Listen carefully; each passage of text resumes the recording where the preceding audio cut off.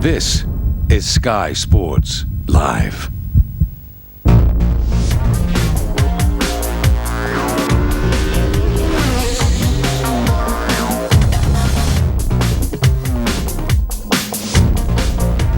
Current TV.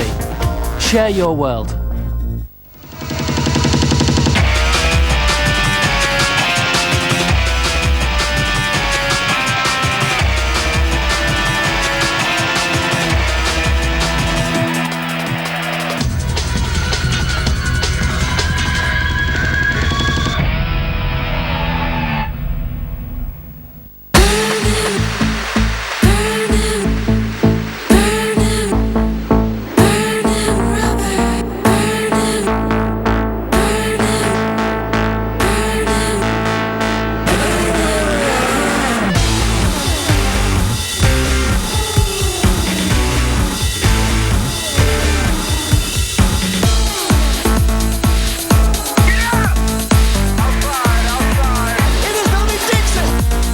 Flat out, I hope to win a bunch of races this year. You're going to have to be on your A game. We're in races to win them. We have everything we need to do the job. It's going to be the best season of all, I think.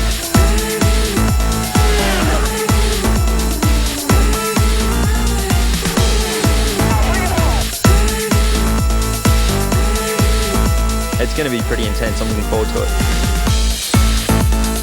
Welcome to round one of the 2009 IndyCar Series. The season's opening race is on the streets of St. Petersburg in the Sunshine State of Florida. This is the Honda Grand Prix of St. Petersburg. As always in motorsport, there have been a lot of changes over the winter, and for the first time, the race around the streets of St. Petersburg will open the IndyCar Series. Joining me to enjoy today's race, I'm pleased to welcome back Johnny Molam, who's raced extensively in the United States, and a man with a wealth of knowledge of the series and more, US racing expert Christopher Tate. And we'll be hearing their thoughts very shortly. This year's regular Indy lineup, though, features 5 British drivers, but it's been a particularly busy winter for one of them. St. Petersburg resident Dan Wheldon has not only moved back to Panther Racing, he recently became a dad, welcoming a son to the Wheldon family. In the off-season, Johnny Molam paid a visit to the sleepy village of Emberton to catch up with Dan at his family home.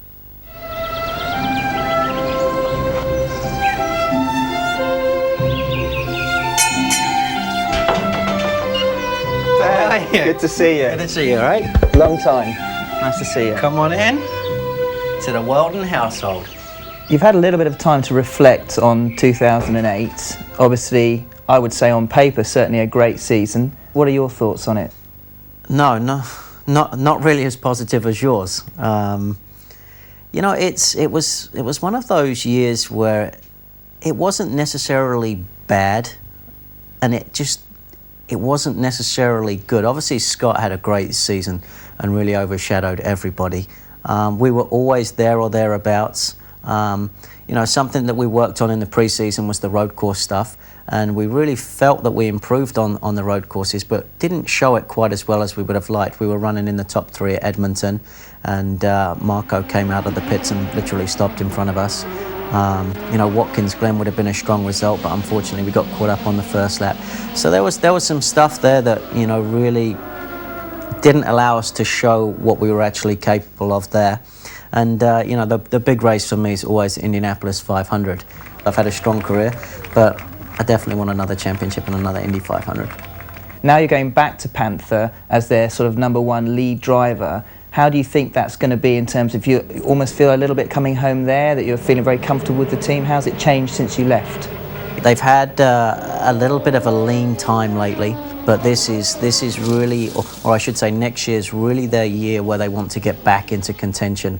Some people from the outside looking in are perhaps thinking, why did he make that decision when he could have stayed at Target Chip Ganassi Racing? But if you know John Barnes and you know how motivated he is and you know how much it tears him up not to be, challenging for victories, I think people would understand that decision. You're obviously going to be taking a little while to sort of feed into that relationship, so you're probably not having too high expectations at the first few races, or are you going to sort of go straight in there and be disappointed if you're not sort of running in the top 4 or 5 immediately? No, I'll be disappointed. We definitely need to be to compete for a championship, and we'll certainly be making sure that that's the case. But when you're in that situation with a new engineer, it's when things are perhaps not going right that you need that relationship. It's so that you can rebound very, very quickly, and I think that's incredibly important for for everybody on the team. We need to start the first few races strong, and then just get better and better. Yeah. Do you realise that you've got a pretty big fan base back here in England watching you racing in America? That's certainly appreciated. Like I do feel that America's home, but when I always run with the English flag on my helmet, and that will continue, because it's nice to have that home support, and the English people do very much get behind their athletes or drivers of choice, and I certainly appreciate that, and I look for that to continue to grow. Well as Dan, there are obviously plenty of Brits to get behind as far as this week is concerned. Johnny, let's talk first of all about one of the points that Dan makes there about tough on road courses. He's been doing a lot of work on road courses, trying to get back to some, surprisingly for me, trying to get back to some kind of speed on road courses, when you would have thought that was what he was really good at. It's funny you should say that, because I agree entirely with you. When he first went to America, and I believe it was Formula Ford 2000 he was doing over there, he picked up on the ovals very, very quickly and was incredibly good immediately on them. And I think it's because he's got a good feel for ovals, and he's also a really gutsy driver. And perhaps on the road courses he struggled a little bit, but then again he's up against the likes. When he says he's struggling, you're talking about struggling up against the likes of Scott Dixon, Elio Castroneves, obviously in the past, Dario Franchitti, all guys who are really exceedingly good on road courses. So I suspect that he's qualified obviously in the top 11 here. He'll be happy with that, and I think he'll want a sort of top 5, top 6 finish, and I think he'll manage to get that today. Back at Panther, reunited then, we'll wait and see whether that works out for them. Not quite reunited, perhaps with the team, Christopher, but certainly with the IndyCars is Dario Franchitti at last. You can say back where he probably belongs. Yeah, isn't it great to have him back? And I was just thinking it's exact reverse, really, for Dario of what we were just saying about Dan. During his Champ Car years, people always used to say about Dario that he was unhappy on the ovals. And of course, as we know, when he left the IRL, he left as the man, and the man who'd won the Indy 500 at last, which was something he always longed to do. He didn't enjoy his time in NASCAR, still with the Ganassi empire, of course, but a very different setup. It just didn't really work out for him. It's great that he's back, and he's been very quick in testing on road courses. I mean, he's tested very well, and he's starting 5th today, so he's obviously thrilled to be back and looks very settled. Well, talking of settled, a man who won here last year, of course, as a youngster still, Graham Rahal really is tearing up the record book at the moment. 20 years and 90 days old. He's set the youngest ever in IndyCar terms pole for this weekend at St. Petersburg. He obviously loves this place. Yeah, I mean, I think he'll be very, very pleased. Obviously, you see him there smiling away. I mean, one thing is, last year he probably won it perhaps a little bit with a slice of luck in the way the strategy played out. But this year, having qualified right on pole, if he wins it this year, nobody will be able to take it away from him. But he's going to have it. He's going to have his work cut out. I think there's going to be a few people behind him really looking to take that top place at the end of the race. Graham Rahal then will start from pole position in St. Petersburg. 2008 was a golden year for Scott Dixon. Not only did he win the prestigious Indy 500, he claimed the IndyCar title, following in the footsteps of new teammate Dario Franchitti, who did the same back in 2007. Now that really must be a team record. Jonathan Green caught up with the reigning champ at the IndyCar test at Barber a few weeks ago and asked him his thoughts on the past year. It was one of those seasons that you want to try and repeat, and that's all we can do. I think it's going to be a tough one to try and beat that. Any season where you win a championship and a 500, there's not really much more you can do apart from try and win more races. But I think we won 6 myself and 8 for a team, which is probably half the races that we did. So, as an all-out team effort, I think we did a very good job. And all we can try and do is match it this year. But pretty happy after the last season. So they don't make it easy for you. They then bring a former champion and former 500 winner as well as your teammate this year. How do you feel about that? Yeah, it's cool. Dario's been a great friend for many years actually, and someone that I've hung out with but never been teammates with. So it's I've been lucky enough to have a lot of good teammates through my years here. I think it's starting my 8th season with Team Target.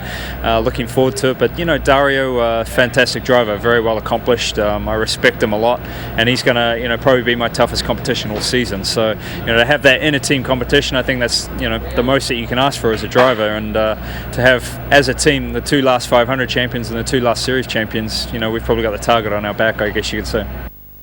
indeed. 2009 marks the 5th running of the Honda Grand Prix of St Petersburg. It was this race last year that today's record-breaking pole sitter broke another record, Graham Rahal becoming the youngest winner in IndyCar history. The race around the streets of St Pete is the first of 7 road courses this year. Race 1 of the IndyCar Series comes from the Sunshine State of Florida, not from Homestead in Miami as usual in recent years, but from the streets of St Petersburg. The track's a 1.8 mile, 14-turn temporary street course. It's Dan Weldon's home race. He'll be hoping his move back to Panther will bring him back to victory lane. He last won at St Pete in their inaugural street race in 2005 and went on to take the Indy title that year. Ahead of today's race, Jonathan Green caught up with some of the top men he has to beat. Do you feel, I think there's a lot of feeling here, that Indy is entering a new era, the unification now is complete, and this year especially, we're entering a very strong campaign with a lot of very strong drivers, yourself and Scott included. Is it a new era for Indy, perhaps back to the glory days of, back in the 70s and 80s? I hope so. I absolutely hope this is the beginning of seeing an upward movement with IndyCar. I think when I first came over here, the split had just happened. And then I left IndyCar at the end of 2007, and they got together as one series. So I was a little upset with that. My timing wasn't the best, maybe. So to be back here in a unified series is tremendous. I always said my way of thinking, they had to unify first to start seeing some growth, and I think we're seeing that. Even in these really, really difficult economic times, we're seeing things pick up, and the competition level is very, very good right now. So it's starting, the ball's starting to roll. The RL car is definitely different to what I was driving the last couple of years, GP2. I mean, it's quite a bit heavier. It's a similar horsepower, so that was quite an easy transition. But I mean, it's a whole different thing. New circuits, new people, new car. But I'm enjoying it. It's been good, and the test at Miami was exciting. One I was looking forward to. The first oval is pretty cool to be on there for the first time. I think everybody's going to be very good. I mean, it's very close. So you're going to have to be on your A game. You're going to have to qualify very well. It's obviously very difficult to pass, and I think it'll be more difficult this year with the fact that it is so close. But I think it's going to be very exciting for the fans. Can you do what you did last year? You made a heck of an impact at St Petersburg. I think we can. I think that we've, I think, as I said, we made a lot of improvements over the off-season. I think that we've got a good shot at doing it again. I think we've got a better shot this time than last year. So, everything fell into our hands last year, and now we go in with obviously more confidence, more experience, and I think we've got. Definitely, we should be one of the favorites, I would think. The first 2 street races were strong last year. We turned up at St. Pete last year and never driven the car on a road course, and straight out on first practice we were quickest. So we should have won that race. We got the wrong strategy, and we ended up finishing 9th. So, unfinished business there. There's definitely a lot more sort of tough competition out there since IndyCar, welcomed in all the Champ Car guys, and you just they're great drivers, so they've made it a little more difficult. In 2007, I had a couple of front row starts and everything, but last year we had a top 5 or 2 on the road courses. So let's hope that they become podiums. But it's gonna be hard work. And here's how they line up for the Honda Grand Prix of St Petersburg. It's just 20 years and 90 days old. Graham Rahal becomes the youngest ever IndyCar pole sitter. But for British fans, you might be pleased to know that alongside him is Justin Wilson, who, had he not been balked in the Firestone Fast 6 final qualifying session, could well have denied Rahal the pleasure of that record. Row 2 is Tony Kanaan and Australian youngster Ryan Briscoe, with returning Scott Dario Franchitti alongside another Aussie, Will Power. Alex Tagliani is with the champ on row 4. Fastest rookie Rafael Matos has part-timer Darren Manning to deal with on row 5. Row 6 sees Dan Weldon and rookie Brit Mike Conway side by side. Dutchman Robert Doornbos has Ryan Hunter-Ray beside him. Danica Patrick starts on row 8 with EJ Vizo. Peter Mira and Marco Andretti are row 9. Hideki Muto and Mario Moraes are on row 10, with the back row full of Stanton Barrett and Ed Carpenter. We're about to go green for the opening round of the 2009 IndyCar Series, so let's head over to the track and join our American colleagues in Florida. Danica will start back in the 15th position. Dan Weldon will also carry one of our onboard cameras. He's starting in 11th position back in row 6. Scott Dixon, a bit of a disappointment during qualifying. He admitted it. Well, part of that, Bob, was that he tried Dario Franchitti's setup because Dario had been so quick. And what happened was he was now gone back to his setup. He is much happier. But also remember that car, Dixon, we just saw, that team is the best in pit lane. And so is Dario Franchitti. I mean, Ganassi, those guys get it done on pit road. And that's a big part of the strategy through the streets here in St. Pete. Back from NASCAR, Dario Franchitti. Tony Kanaan will also have a camera. Look at this right on the front of that race car. This should provide some exciting pictures. And he's going through the section of the racetrack where it's nearly flat out. Graham Rahal just finished that section, but they got to get it woed down for this final corner. Sometimes it's hard to get not overexcited about the previous kink. They will go by one more time before we get the green flag.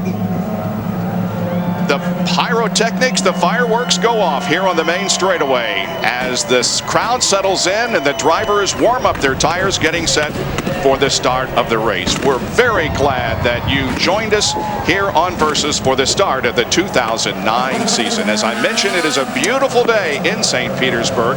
It's a little warmer than it has been the past couple of days for the practice and qualifying, but our Mobile One track conditions show the air temperature at 83 and the track temperature at 123 and a rather high humidity. So indeed the conditions are a little bit different than they have been in the previous days here.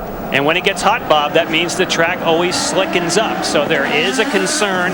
I know that we've been teasing each other about strategy, and I'm very convinced you want to start on reds, but the hotter it is, that may not work as well. Those red sidewalled alternate tires go off faster the hotter it is. And let us point out before we go any further that the reason they have done this tire rule on the street and road courses this year, basically for one reason, and that's to increase the excitement and the competition in this form of racing. And qualifying was absolutely exciting. And I just want to go on record right now before the green flag drops. I absolutely disagree with Jan, and I like the guys starting on the black tires. That's what I like. Disagreement already. Tampa Bay is to the left of the drivers as they go through turn number 10. There are 14 corners on this track and the 14th season of IndyCar racing, and the first time that the series has opened on a road course is just about to begin. The Honda Grand Prix of St. Petersburg. The Apex Brazil green flag is waving. Welcome aboard, everyone, on Versus. There's the green flag, and we are underway at St. Pete. The battle toward turn number 1. Look at this, 5 wide as they head in there. Who's going to come out ahead? Oh, a nice move by Dario Franchitti. And we have the pole sitter Graham Rahal sideways in turn 1. And he was hit. He was hit on the left rear. It was Dario Franchitti, and the green car came up the inside. Very aggressive. Oh, it looked like Mike Conway off to the right, also in trouble. Wow, a bump to the inside of Graham Rahal. And sure enough, that is the dad's car, the DRR car. I don't know if there's damage on there. We haven't seen all the way around it. I'm sure as heck hoping there's no damage. They can get him back and running and doesn't go down a lap. Wow, what a auspicious start to the season. That is Justin Wilson in the number 19 car for Dale Coyne, the Sunny Barbecues machine that is out in the lead, but we do have a full course caution. We're on board with Dario Franchitti, who has moved up to second spot. And Dario was super aggressive going down into the first corner and pulled off that move perfectly, but right behind him there was definite contact on the right rear of Graham Rahal. Looks like that Mike Conway will be able to get a restart and head for the pit area. Here's the replay of what happened as they went into turn number 1. So we're on board with Dario. Now watch him go to the inside, down. He tucks back in. Oh, there is Dario. Sorry, we weren't on board with Dario. We just saw him go through. And that was not Dario that hit. No, I didn't think it was, but what it was Dario made that great move to the inside, and we were on board with Tony Kanaan and saw the contact. So Tony Kanaan is the car that came in, and right there got the back of Graham Rahal and Alex Tagliani for a Bronco ride right over the nose. And did you see how close it was that Franchitti just slid across the nose of Graham there? Woo! Down to the pit area, Robbie Floyd. And guys, I can't emphasize enough that Brian Barnhart said emphatically that 2 out of the past 4 races that there were crashes going into that first turn. Be careful. Watch what you're doing. You know, don't go in there exactly like we just saw. He made that point out there. You know he's upset about it because he made sure to say that. Don't do exactly what they just did. Jack? Well, Robbie, now is the time when you have to play a little Dr. Phil with your driver, and that's exactly what the crew for the McDonald's team is doing. Graham Rahal, who is on the backstretch trying to limp his way back to pit road, is very, very upset. He said, it's the beginning of the race, and somebody just punted me. And very quietly and very resolutely, they said, look, calm down. It's a long race. It's a full course yellow. You're not going to lose a lot of time. And they ended it with something that maybe made him smile just a little bit. Said, remember, you spun early in the race last year. And he was deathly silent on the radio. Now, do these laps count on the red tires? They count as yellow, but you have to have 2 green, and there was not 2 green. So if you pitted now, it wouldn't fulfill the requirement. Here's the incident at the very beginning of the race. The race to turn number 1 resulted in Tony Kanaan and Graham Rahal making contact. And if you saw Tony Kanaan, he's the one that bumped Graham, but Tony got up on the inside and got somebody. He kind of he's forced into the curbs. Look at Tony. See Tony get up on the bumps? Yeah. He was on the brakes, and when Tony hit the bumps, the front wheel came up, and you could see where it was locked. So he just couldn't get locked down, and there's the dad's car getting just. I think that was came Dixon. right across. I think Scott Dixon was the one who got into Mike Conway. This is the move I was talking about that I think is fantastic. Dario does the move of the century and doesn't touch anyone, but unfortunately, just like you talked about, Tony Kanaan got across the curbs. As soon as you hit the curbs, it's going to change your trajectory. This is who I think got into your driver, Robbie. Let's see if that's the contact. And no, it wasn't. There was somebody another car in between on the left of Dixon that, that hit Mike Conway and shot him right across the front. Wow, a lot happening. Down to Robbie once again. Well, guys, it looks like we have nose damage for Tony Kanaan's car. They had to change the nose. He went back out on blacks, but you can see the damage. The whole team's just shaking their head. They hope that didn't happen, and it's exactly what happened, guys. But they did have, you see the damage on the front of his car. You don't now because he's has the new nose. But and they did go back out on blacks, so kind of surprising. Not that they had the reds ready here on the edge, but they didn't go back out. But see the damage all on that left side. A lot of broken carbon fiber, Jack. Yeah, Robbie, you talk about carbon fiber. How about a nose that's about $35,000? And that's the case. Graham Rahal from that punt, you can see the damage to the nose. But why did they have to change it? Look over here. Everything else is intact. It's the side plate that caused Graham Rahal to have to come in. They got to get that downforce. And that's because Alex Tagliani came across and drove right over that nose. Boy, tough start for Graham Rahal. Graham Rahal's a lot of racetrack to make up in order for him to repeat as winner here at St. Petersburg. Pace car is still out ahead of the field as the laps click off, but they are all under caution. And let's get a report on Mike Conway from Lindy Thaxton. Conway is having to go back. They have the right rear suspension is broken. They say he got hit. They want to try and fix it, but they are telling me at this point they just don't know. Well, it's a tough start for this young man who has certainly a good resume as we come to IndyCar racing. And here's the number 2 car of Rafael Matos, which is coming in, the Russo Dragon machine. Yeah, there's a blend line right there when you come out, and you cannot improve. Right when you hit the blend line coming out of the pits, you have to fall in the car that's in the queue right behind them, and so he gassed it. And on the highway, I wish people merged like that on the highway. That's the way you should do it. He was aggressive and he took the spot. There was no arguing about, can I please come in? He just took it. The one thing that was really impressive is Franchitti going down the inside on black tires. He wasn't on the stickier red tires to make that pass work. Really impressive. Jackaroo. Fellas, every single team gets one of these sheets before the race, and that tells them what the past history has been. Past history has said there isn't a yellow flag until about lap 13 or show long green flag segments. But every crew chief took this morning and did this. Why? Because they felt that there were going to be more yellows this year. This because of 12 different driver combinations. That's going to come into play in terms of reds versus blacks. We're back to green. Indeed, here we go once again. We'll watch Dario. He falls in behind the leader of the race, Justin Wilson, and Justin is leading his 5th IndyCar Series event.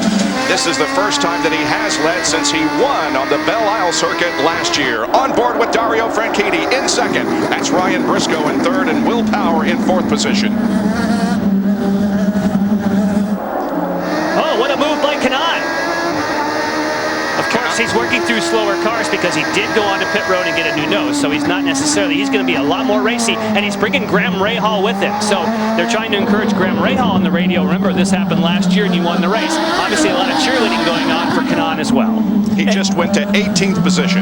Yeah, and now is the time for Tony to make up that, under those restarts, he's got to capitalize on the whole grid being as tight as possible. And here we're on board with Graham. This is a fast section, 155 miles an hour, good passing zone, down to second gear, got it done, very clean. Now, Graham needs to get up there and catch up with Tony, and the two of them got to work together and bust up this pack. Well, watch how much suspension movement there is. In particular, what you want to do is watch right in here, and you can really see how much the bumps, especially on the approach to turn number 1, and also if you look carefully, you can actually watch the sidewall of the Firestone alternate tires flex as you get through some of these higher speed corners. And our Firestone telemetry at the top of the page will show you when Graham's on the throttle, on the brakes, his RPM and his speed, as well as the gear selection. It really is something watching the movement in that suspension there. It just tells you how bumpy it is around this racetrack, how physical it is on the drivers. But it also shows that you have to be compliant. You hear that word a lot up and down pit road. You can't just make a go-kart type stiff suspension. You have to let the car move. We're watching the Penske team work their way up, and they in the past have had great historical success on bumpy racetracks because for a while they own their own shock absorber company known as Penske Shocks.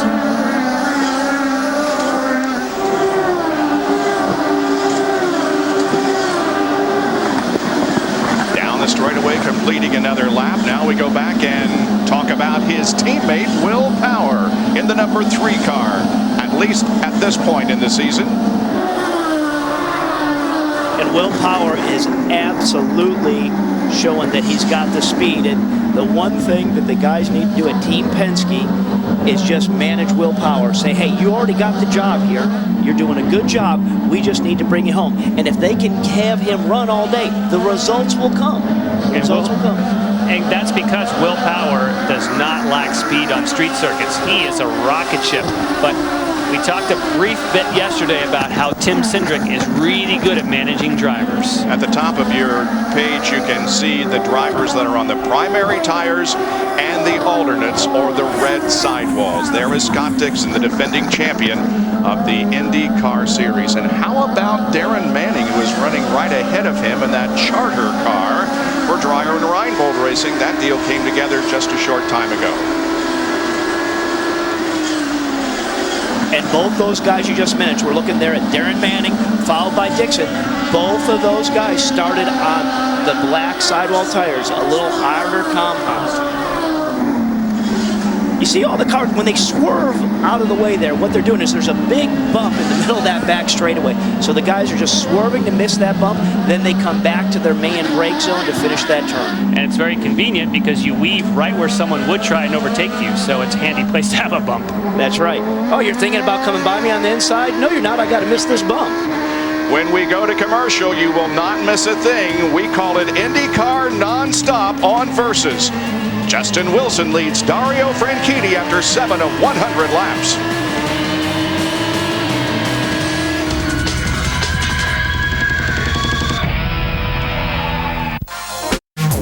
Current TV. Share your world.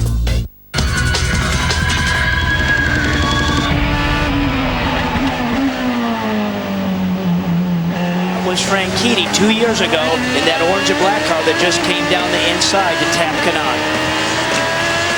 And Tony Kanaan at the moment, let's see, he has moved up to 18th position after coming in after the first turn melee. There's Dario Franchitti running second, about 1 3/4 seconds behind the leader, Justin Wilson. Seeing a nice example of the two cars on the two types of tires and comparing some of the lap time. A lot of people in the morning warm-up, Robbie, were saying that the alternate red sidewalls went off really quickly, but at the moment, Justin Wilson, who has a lot of experience on those tires, is keeping his pace up. And I think Justin's style, he knows how to manage the tires. You know, as a driver, he's got a technique where he can really save fuel around here, but he can just roll the momentum. He's not beating up those tires. Darren Manning is doing an incredible job. He is in 5th position. Remember how well he ran here 2 years ago for A.J. Foyt, and boy, he is staying right up there at the front again. No, he did. He had a great run here 2 years ago. When we were talked about who we were going to get in this car, a big part of that was Darren's experience of what he had done here the last 2 years right before. He was strong here last year as well, and he's showing he's got the same stuff. I like to see that. I'm sure you will. Yeah. The one thing, the change that he made on his car, that Darren made on his car, he didn't like the brakes he had on there before. The brakes he had on there, they were just too grabby. So he'd go to the pedal and all of a sudden they'd stop. He says, I need to have a little bit more feel in the brake pedal so I can control the car in the brake zones better. And one of the things they have 3 choices of brake pad that changes that. They have a more aggressive pad, and the harder pads don't grab as aggressively. And funny enough, like you said, Robbie, occasionally a guy like Alex Tagliani, who we see now, always has a preference of what pad they like. They're made by different companies, but you find after a while that you learn the driving style. Some people like a light pedal, some like it heavy. And that was a great shot of Alex's car there. That deal just came together for Eric Bachelor at Conquest Rating. We saw Rexall, Edmonton, Indy on there. I'm really happy to see those guys out here. Eric's a longtime friend and competitor of mine, so I'm happy to see him out here. Tagliani running in 8th position, and 9th is Robert Dornbos, who's the teammate to Graham Rahal for Newman Haas Lanningham. And he's had a tough time getting adjusted to this car. He's been running A1 GP, which is a lighter car, and he's used to kind of European style where you can brake really late and throw it into the corner. And he says, I'm coming down and I'm braking later than anybody, but I can't get it to turn. So the team keeps telling me, hey, brake earlier, take it easy. It's not often a team actually tells a guy, wait a minute, you got to back off. No, you're absolutely right. And he's part of that unpredictability of qualifying. We thought we would have saw Robert Dornbos up a lot quicker. The 21 car is driven by Ryan Hunter-Reay. This is another deal that came together late. This is the 2nd car for Vision Racing. Ed Carpenter, of course, is also on the team. He's back in 20th position. Ryan Hunter-Reay is in 10th. Bobby Rahal isn't in the series right now as a car owner. We hope he can get into the series before we go too much longer. But Ryan Hunter-Reay driving for Vision Racing. And you mentioned Bobby Rahal, his team. At least Ryan Hunter-Reay has been able to bring his engineer that he worked with last year with Rahal. Otherwise, everyone to him is new. Back in 11th position is Danica Patrick. And there's Danica. I talked to Danica briefly this morning. She was pretty happy. This slow section of the racetrack right here, she said this was more of a challenging area for her just to be consistent through there and work the brake pedal. She said the fast stuff, the car is great, but she really just has to keep working on those slower corners and combinations there. So interesting to hear her say in the pre-race show, shocking to me, I'm going to try to get less angry this year. I mean, that has been her motivator. She has become angry because that gets the adrenaline going. So it is a tricky dynamic to get the adrenaline going and somehow do that without getting all fired up. Well, I'm happy to say when I talked to her this morning right before warm-up, she was very nice. There was no anger there. She was pretty happy and excited to get things going.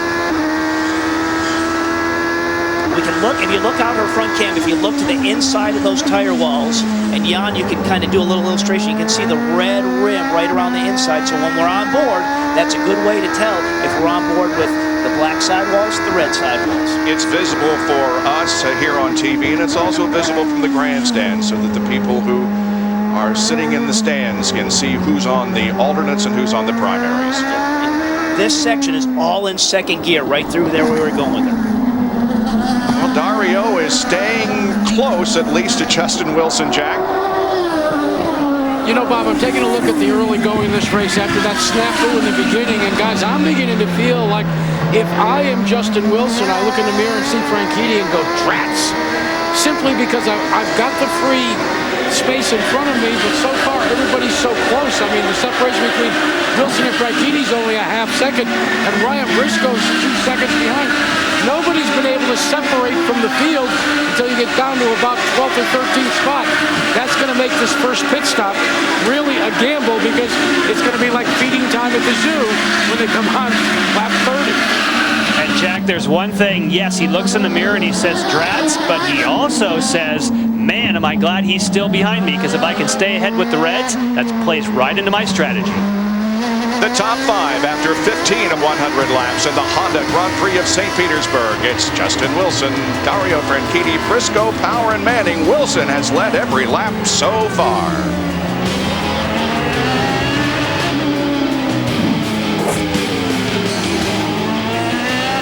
Perfect start for Justin Wilson and an aggressive start for Dario Franchitti. First and second in the Honda Grand Prix of St. Petersburg with Darren Manning, and we were going to try and find a slot to talk about him at the top of the show but didn't, in 5th place. That's impressive, Johnny.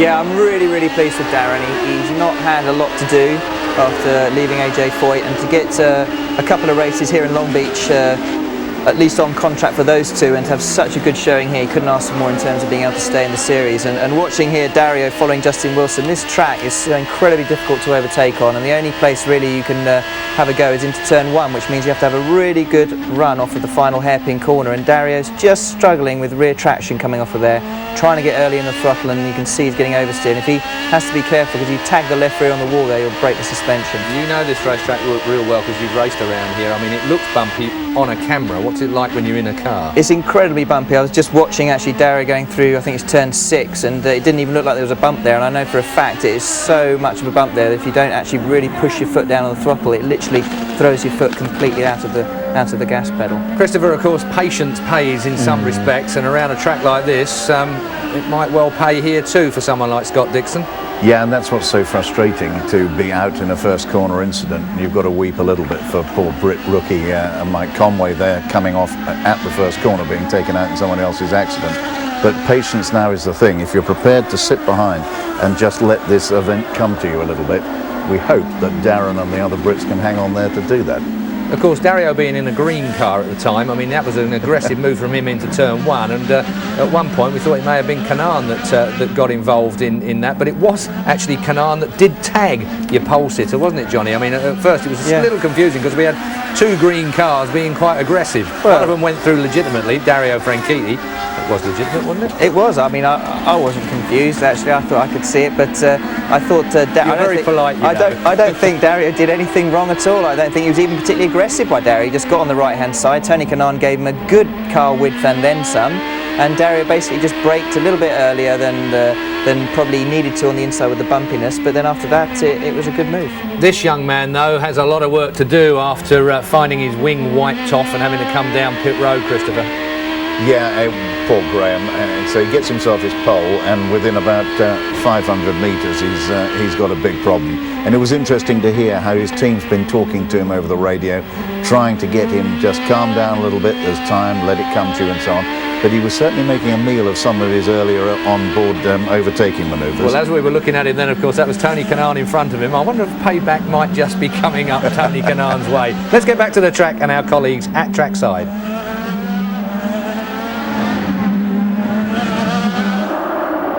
That already, and here is the 27 car of Hideki Muto changing to the primaries. When he stops now, Bob, that makes that a 3-stop race for Hideki Muto. They are not into the pit window yet to make it a 2-stopper. You would only stop then and sacrifice an additional stop if you really didn't like the Reds. Yeah, and maybe, they just felt the time drop off there with him on the Reds. He said, this is a good time to come with that. I think the scenario that we really got to watch for right now, Jan, is there we got Justin Wilson on the Reds, Dario right behind. We're getting to that window right now. We're just approaching that 20-lap window. Is Dario really going to be hounding Justin because those red tires, because they don't have as, the life of them may not be as good and as long. There's the number 4 car, Dan Weldon, driving for Panther Racing this year in the National Guard machine. There's Stanton Barrett and Alex Tagliani right behind him. Barrett is at lapped car, Tagliani running in 8th. And Tagliani just has to be real patient here. Very tough area to pass. Just wait, come off of this turn 9. You got a long straightaway. Set yourself up. And sure enough, Stanton did a nice job. Just kind of let him take the proper racing line, and that was all clean. Stanton Barrett, a NASCAR driver, coming to the IndyCar Series for 2009. That's Robert Dornbos, who is running in 9th. Ryan Hunter-Reay 10th. Danica Patrick 11th.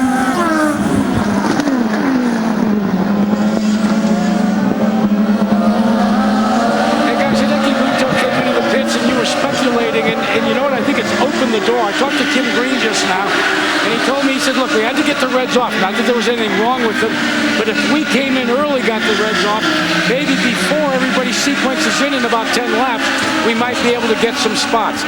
That's one of the things that's important here in street course racing. Track position and pitting early. Lindy. E.J. Vizo came in on the Reds. He is now on the blacks. He told me this morning he is not happy with the Reds. They're hard for him. They used the Reds first to get them out of the way. His best finish here last year, 4th.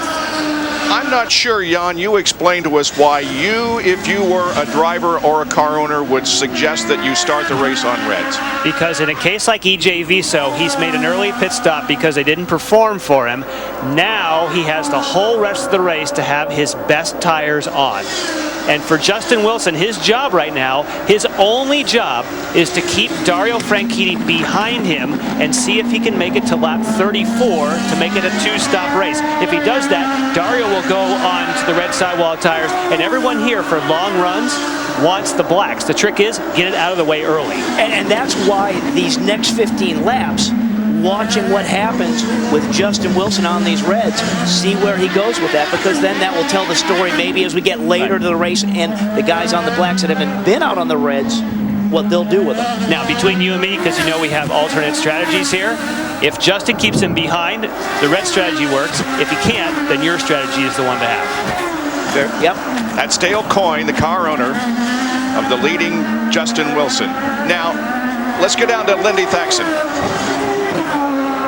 Justin is going to come in and pit between lap 28 and 33. They are going to be going on to the blacks. Guys, when he has been having hot laps around here, he has been radioing back, hey, I just wanted to show you guys that I could do that. Everyone here in the crew saying they are excited. They feel they have a legitimate chance of winning this race. Down to Robbie.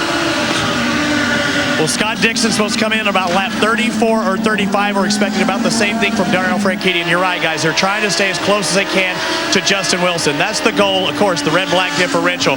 But Dario Franchitti, their thing is they're in the catbird seat right now. They're not talking too much because they think that they can win on pit out. They think that they can pit quicker than anyone else. And at any given time, they can take the lead. Well, the way races certainly have been won in the past on pit road, and we get a good example for Vitor Meira. Again, we talked about these crews. This is one of their first stops they've done in well, it is the first stop they've done in competition. Great to get those nerves out of the way. We're watching Mario Moraes, Rafael Matos, and Tony Kanaan, 11th, 12th, and 13th here. And remember, TK had that incident on the first lap, and he's just working his way up through the pack. So what he's going to do is he's going to want to get on the back of Rafa and just fill his mirrors and just kind of pressure him into a little bit of hiccup and say, hey, I'm TK back here. I've been around for a long time. You're a rookie. Help me out. Is that going to happen? No. No. Negative. Now, can we assume, though, that maybe these Reds aren't dropping off as much as they thought they would? Depends how hard you push them. And that's what I think Justin Wilson is doing great. He's managing his tires just perfectly. Yeah, and I think that there's going to be a big spread of a lot of people. There's going to be some cars that have a setup that are suited better for the red tires than others. And that's going to, accelerate how the Reds may fall off. Well, Justin Wilson leads by about 1.2 seconds over Dario Franchitti, Ryan Briscoe, Will Power, and Darren Manning. Here are some of the early sights and sounds of the Honda Grand Prix at St. Petersburg on Versus. 22 cars now on the front straight. There's the green flag, and we are underway at St. Pete. 5 wide as they hit in there. Who's going to come out ahead? They go 3 wide, and Justin Wilson gets through. Rahal is spinning. Tagliani goes through the infield. Dixon goes onto the grass, and Graham Rahal is still rolling, but he is going to go from first to last in the first turn.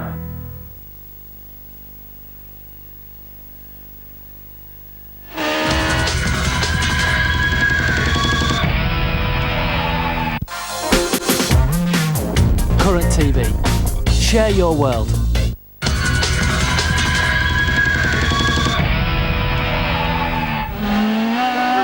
And save some fuel so they'll be more racy later on in the race. And part of their strategy that they've kind of been forced to go on. Now look at the speed going down in here to 156 miles an hour down to second gear. Coming back to the strategy for Tony Kanaan and Graham is they got to get out of sequence maybe somewhere in the pits. Something that helps them gain that track position, and that's the pit strategy's job to get that done for them.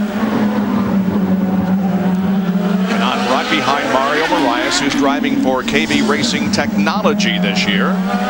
And Mario was very excited this morning. They made a setup change on his car. Both Jimmy Vasser, team owner, and Mario Moraes were all kind of smiles because they said, well, we blew it in qualifying, but we love the change we made on the car. And he, at the moment, is looking pretty racy, obviously, if you're keeping these two behind you. 28 of 100 laps completed in the streets of St. Petersburg in the Honda Grand Prix opening race of the 2009 IndyCar Series.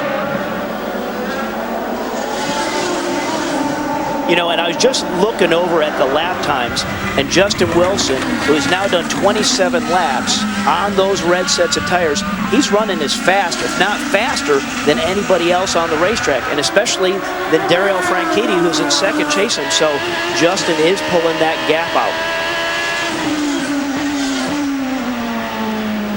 Oh, Mario Moraes got a bit nervous going in. That's if you're running a little bit more rear brake bias when you're turning off of the brakes. They'll tend to get the back out. And our GoDaddy.com biggest movers of the race shows us that Moraes has gained 7 positions since the beginning of the event. Obviously, his car really is working a lot better. Like you said, Jan, you talked to him this morning and pretty happy with it, but he is using all those tires, you know, laying down the rubber, just trying to keep Tony Kanaan behind him. Now, he did get most of those positions in the first corner. He happened to get through clean. However, yes, he is racy, but when you start losing power down, when you start seeing black rubber marks going off of a slow corner, it's not going to be long to where you're going to lose a lot of grip. No, that's from the cockpit side of it, you really start working the wheel. TK looking down the inside, it's not going to happen. When we saw Mario get a little sideways. Oh, I thought for a moment that Graham Rahal may be thinking about making a move on Kanaan. Oh, he doesn't have the room, and Kanaan is trying to get around Moraes. Yeah, I think Tony said, hey, Graham, you just wait a second here. I'm going to get by Mario first, so. But I think the intentions have been shown. I think that Graham Rahal is tired about running behind Kanaan. He's like, we got to get with it here. And he is starting to get the bit between his teeth. And he'll get those instructions from the pit. They'll say, you know what, you saved enough fuel on that last lap. Go after him. You can use a little more. Looking back out of TK's car right now, right at Graham Hill, fast, flat out, 11-12. Is Graham Hill running here? Excuse me, that's it. He was named. You knew you were going to get me back. Yeah, I know. You got that the other day. He was named after Graham Hill. Of course, Graham Rahal really wants to pick it up. We just saw his teammate, Robert Dornbos, in a bit of a moment down in turn 1. Dornbos running in 8th position, and right behind him is the 21 car. Down to Jack. Guys, I'm running the numbers, and I think the magic number to make this in 2 stops is going to be around lap 33. You got to take a look at some of the leaders, like Justin Wilson is coming in on lap 28 to 29. That means he might have to come for a splash and go. Who do I like right now for the victory? I got to look at Team Penske. That's the way it's paying forward right now. Pit stops are about to come up, and it is going to get fast and furious here at the Honda Grand Prix in St. Petersburg. But don't worry, you're going to see it all right here next on Versus. So the Honda Grand Prix of St. Petersburg continues at a pace. We're looking at the 13th place battle at the moment. Moraes, Kanaan and Rahal. Rahal just about managing to show a bit of decorum and not take Kanaan back for that little first corner incident that we saw a bit earlier on. With me in the studio, Johnny Molam and Christopher Tate. It's tight on this track, Johnny. There is no doubt about it. It's a very difficult track to make a pass on. Is there only one real place to pass? Without the guy in front of you making a big mistake, yes. I mean, sometimes you're just trying to get early into the throttle and you can lose the rear, have to get out of the gas. And I think coming through turns 2 and 3, there's a little bit of a straightaway down into turn 4, and you can have a little look down the inside. In fact, you saw Rahal having a look down the inside of Tony Kanaan then when he tripped over the guy in front. But there in turn 1, pretty much the only 2 places. You took the word out of my mouth then about tripping over. It's so easy on a track like this to have a slower driver around here where the frustration can sneak in just a little early. Yeah, absolutely. You heard the commentators earlier on talking about patience, and this racetrack is all about that. Oh, someone up the slip road. Christopher, I mean... That's Rahal. It is. Is that Tagliani? No, it's not. No, I think that's Dornbos. Is it Dornbos? One of us would get it. Oh, there we go. Yeah, I've we'll got be- Tagliani. No, It is right, Tagliani, it is 34. Tagliani, There you go. and he's got a flat. He's got a flat tyre and goes out, and I've got to thank someone else for giving me that spot. Actually, I won't claim that for my own. Alex Tagliani then is going to limp his way around, and this too is, I mean, it's very tricky to come across a slower car in the middle of the road when you... Difficult to keep out of the way. I mean, you can see him there really struggling to keep out of the way, and if you have to go offline to get past, you can just see the rubber there offline, the marbles. You pick that up on the tyres. It'll take you, probably you won't get them off for the rest of your stint. As you see the two Penske cars there having a right old ding-dong with each other. Will Power and Briscoe and the two Penskes there, Christopher. I mean, it's Will Power's big moment because of Elio Castroneves' problem at the moment. Won't be if he takes Ryan Briscoe off. He's super sub, I was about to say, but the way not to endear yourself to the great man himself, to Captain Roger, is to go and take your teammate off. That's the real no-no. But he's obviously seen this as his big moment. Briscoe's in by the look of that. Yep. Wasn't He just pitted, yes. So Briscoe's come in. I was just noticing the amount of the flags that are waving around there. I mean, does this wind off the seafront have much effect to things? Not really, because you're quite sheltered. there we go. Is that Danica? Yes. Surely not. As you see there, I mean, this is the trouble with a street track. You come around a corner and I think you're going full course. Big accident. That's a big there, accident. so. Well, look, gentlemen, I mean, thank you very much for your input as far as here in the Sky Sports studio is concerned. Let's go back to the track and pick up what's going on from the track live. Caution as you rejoin us here at the Honda Grand Prix of St. Petersburg. Rafael Matos has a very badly damaged race car. This is the Lusso Dragon team, and there is damage at the front and the back of that machine. But look, here's the telltale sign. There's a tire mark on the side pod, meaning that someone hit him and put him in that position. Now, of course, that could have happened in the first turn at the start, but certainly looks like he had side-to-side contact with another car. Great to see him get out. That's a big wreck. It is, and that is the fastest section of the track in terms of a corner. You got that fast 11, 12, fifth gear flat out, and now we're at Marias. This is over in turn 4, where obviously he's had some damage. And there's Danica Patrick. Wow. All kinds of stuff going on those here. Those are absolute independent incidents. It just so happened it all happened on that same lap, but on two totally different sections of the racetrack. It all began when Alex Tagliani had a problem. Well, let's go back, and here's Danica with Stanton Barrett going around him cleanly. Looking back at Rafa right there. There's Rafa looking down the inside. Oh. And there's that tire mark, Jan, that you just circled earlier. There's the tire mark.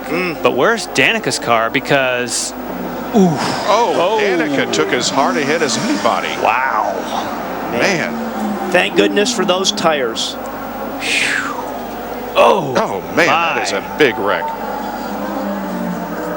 Wow. Well, obviously Danica just, Rafa looked down the inside. Now, before that, there was this incident that flattened the right rear of Tagliani. Those wing end plates, you make contact with the Firestones, they'll cut them. Oh, they're like a sharp knife. Yep, and Alex Tagliani spun this car around, kept it running, and got it back to the pits on a flat. But my, oh my, that's a big wreck. I should say that I believe that we saw one of the Penske team cars pit just before this caution, which is Briscoe. Everyone else will now pit ahead of him. That's going to give Briscoe the lead. Yes, it is, and that was lap 32. Take note, he came in at lap 32. Perfect timing. I mean, you never want to see something like this, but as far as a full course caution, Ryan Briscoe just got a huge bonus. There is Danica and Rafa Matos. Rafa, of course, the former Firestone Indy Lights driver, moving up to the IndyCar Series this year. They're both okay, but boy, they sure had hard hits. They did, and I'm a big fan of Rafa. I hate to see him not finishing this race. And here's another coming together of cars. That's Marias and Muto. And watch the leader of the race, Justin Wilson. Great heads-up driving by Justin. You see him go a little bit to the right and use the brakes. There it is. Look at Justin on the left of your screen. He was like, he's like, I'm going to shoot the gap. No, I'm not. No. Heads-up stuff. Danica and Matos have some words, but obviously there's no hard feelings here. No, they just see them both okay. But I mean, there's the universal language for a driver talking about what you're doing with the cars, having your hands together there. And Rafa looked down the inside there, and Danica didn't see him, because that's a tough place to get a pass done, Jan, right there.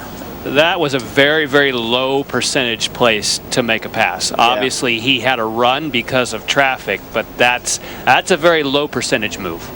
Absolutely. That was in turn number 12. Right there where the Acura bridge is, if you look at that Acura bridge, that's right where the contact was. Rafa, right as they were coming under there, was look into the inside. Danica didn't know that he was there and just came down. And it's a 130-mile-an-hour approach into that corner, which is why we saw the kind of wreck we did. Danica Patrick, let's see if Matos gets alongside or not, and no. So that's, in my mind, Rafael Matos' accident. He was the one that did not get. There's no way that Danica could. She would have seen him coming, but he didn't take the position. You have to get all the way alongside somebody to take it. When you're going 130 miles an hour, you got to turn into the corner, and he just didn't have the position in my mind. I absolutely agree with you. But even if you would have gotten the pass done alongside, where are you going to end up in this fast section of the racetrack?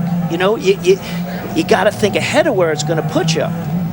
If he would have gotten alongside her coming into there, Danica would have ended up way out in the marbles there. Yeah, just not a good place to try. And look at the carnage. Oof. And again, these cars are supposed to do that. The more damage you see on the car, the better for the driver. Lindy? Justin Wilson coming in, getting a full tank of gas. He is off come the reds and on go the blacks. He has no changes in tire pressure, no changes period. He says he loves this car right now. And Dario Franchitti, it was a perfect timing for them. And guys, I didn't see many adjustments, but one thing to notice, the right front was blistering a little bit. This is a perfect time for a pit stop. Looking further down into Will Power's pits, it looks like they were due also fuel and 4 tires, no other changes. But Robbie Dixon has trouble. They had to roll Scott Dixon back into, so Scott Dixon is losing a ton of time. They still don't have him in his spot. All kinds of problems on pit road. Dixon still waits. They couldn't reach the fuel hose. They're dragging the back of the car to try and get it close enough to get the fuel connected, and they go on the red sidewalls. They may have changed their mind after the miscue to try to now go with the Firestone alternates, but wow, that's not what you want when you're coming back as the series champ. No, and that team, Target, Chip Ganassi, you know, the guys were pretty excited when I talked to the crew chief there, Ricky, this morning. He said, you know, we can help them on pit road. Well, that didn't go as planned, that's for sure. But what a payday for Ryan Briscoe. Just happened to pit moments before all of the carnage, and boy, did that pay off. Let's take a look at all the activity that occurred on pit lane. There's Franchitti. Let's see, maybe Dixon can't. Oh, wait a minute. It started early, didn't it? It started with Will Power went past his box, and so that was not a miscue by the Target Chip Ganassi team. That was a case where he just couldn't get into his box. No, he was boxed out. Yeah, there you go. He was boxed out. Oh, he locked it up and missed it. Oh, Will. That's the kind of problems, unfortunately, Will Power has had. He is lightning fast on street circuits, but it's little things in the pits or clipping a wall on the racetrack during the race that has been his bugaboo. Well, 35 laps are completed, and Ryan Briscoe is shown as the leader of the Honda Grand Prix of St. Petersburg, with Dan Weldon running second and Dario Franchitti third on Versus.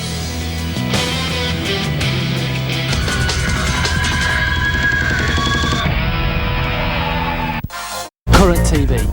Share your world.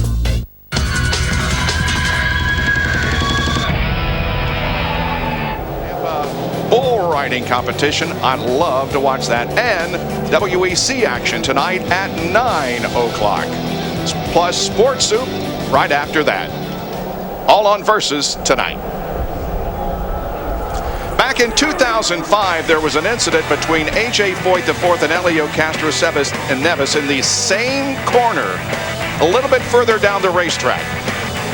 Yeah, absolutely further down the racetrack. Definitely a little slower section once you get through that area, and the walls aren't right there. You know, same result, both those guys were taken out. I think, you know, the blindness of what we saw with Rafa and Danica just not knowing what happened, very different. That was in 2005. It's also worth noting that I talked about the great fortune for Ryan Briscoe. There's a couple other people that had pitted just before that as well. Dan Weldon, who now is listed in second spot. Now EJ Viso is listed in third. He pitted way back on lap 20.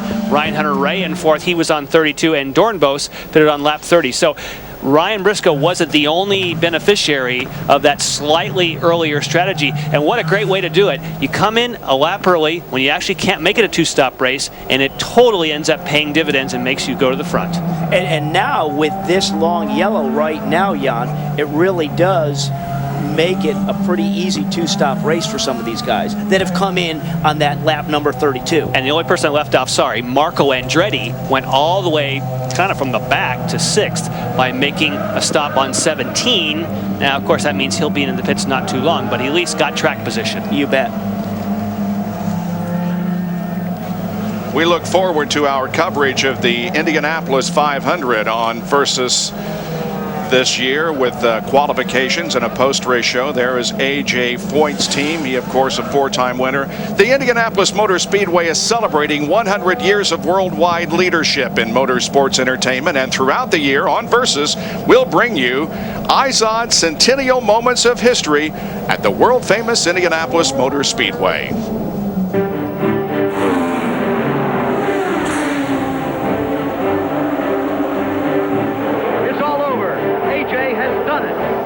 The IndyCar Grand Prix of St. Petersburg continues then. We are on lap 39 and we're under a full-course caution after that massive off that we saw just a moment ago. That was certainly something that none of us would really want to be involved in. And Danica Patrick had Matos right underneath her. Johnny Molan, you've had a chance to take a look at this a couple of times now. He certainly got a good run on her here, didn't he? Down into that pretty fast section of...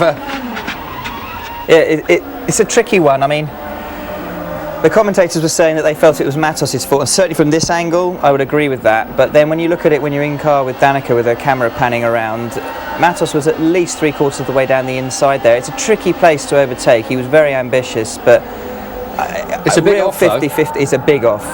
Either way, they're both out of the race, and it's a big hit because that's one of the fastest places in the whole track. The whole barrier fencing and everything was on the move there. Good to see them both out of the car, and I think we can say that Danica was probably a little stunned at the time, because otherwise I'm fairly sure the aggressive 5'2" young lady might have gone for him. She has been known to come boiling out of a car before when she's overexcited. Absolutely, but I wonder whether she saw him, because when she turned in, there's a little bit of room there, and if you turn in as abruptly as she did, I don't think she was expecting him, because to be fair to her, you wouldn't expect someone to have a go down the inside into that corner, because it's maybe a lift. Well, I was just thinking that Matos, as a rookie to the series, may not know her reputation. That for being feisty. He did go up and talk to her straight away, and they were sitting on the tire wall together, and I think both probably a little breathless, because that was a big hit. But anyway, it is what it is. It's 50-50, I think.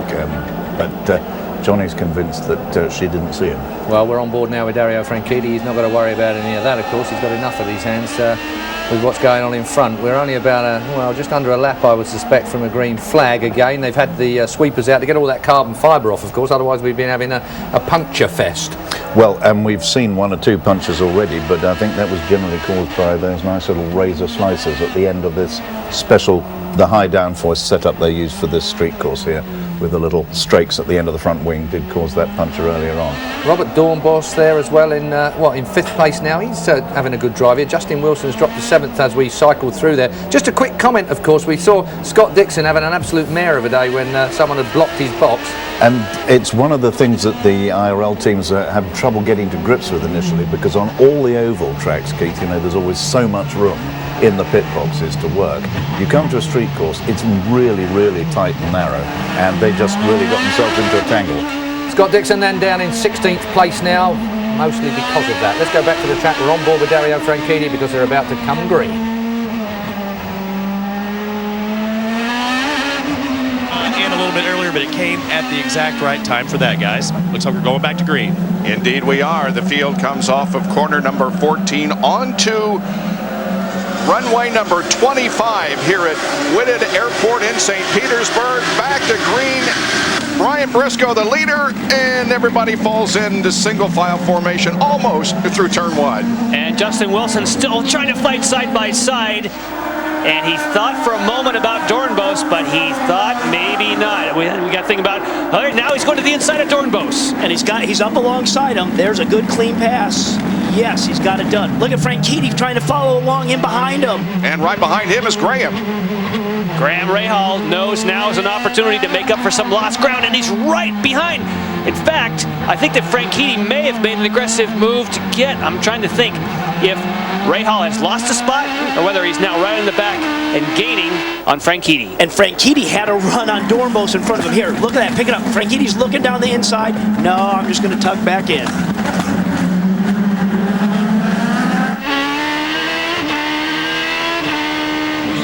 Riding on board with Dario. This is a fast section of the racetrack. Now, if you're going to make a good clean pass, a good shot off here. Right now, Dario's thinking, I want to put the power down. Put the power down, and he's got a good run. Yes, he does. We're looking at him. There he is on the left side of our screen, and he's going to get that pass done on Robert Dornbos. And look at Justin Wilson pick up a spot. Justin Wilson got to the inside of Ryan Hunter-Reay. This is tough for Justin Wilson because all these cars that got ahead in the pit sequence now are going to be tough for him. EJ Viso is his next victim. Not this time. And we know EJ is very aggressive on this racetrack. He is not going to make it easy for Justin to get by.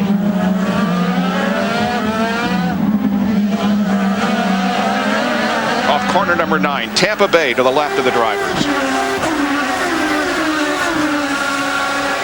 Now Justin is a guy, they're coming up to the spot, to the high-speed chicane where we saw the Rafael Matos, Danica Patrick confrontation, and no such confrontation for Justin Wilson. He knows he's going to be patient and wait for the front stretch.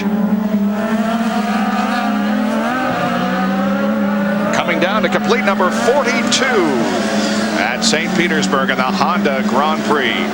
Ryan Briscoe leads Dan Weldon, EJ Viso, Justin Wilson, and Ryan Hunter-Reay. IndyCar nonstop on Versus.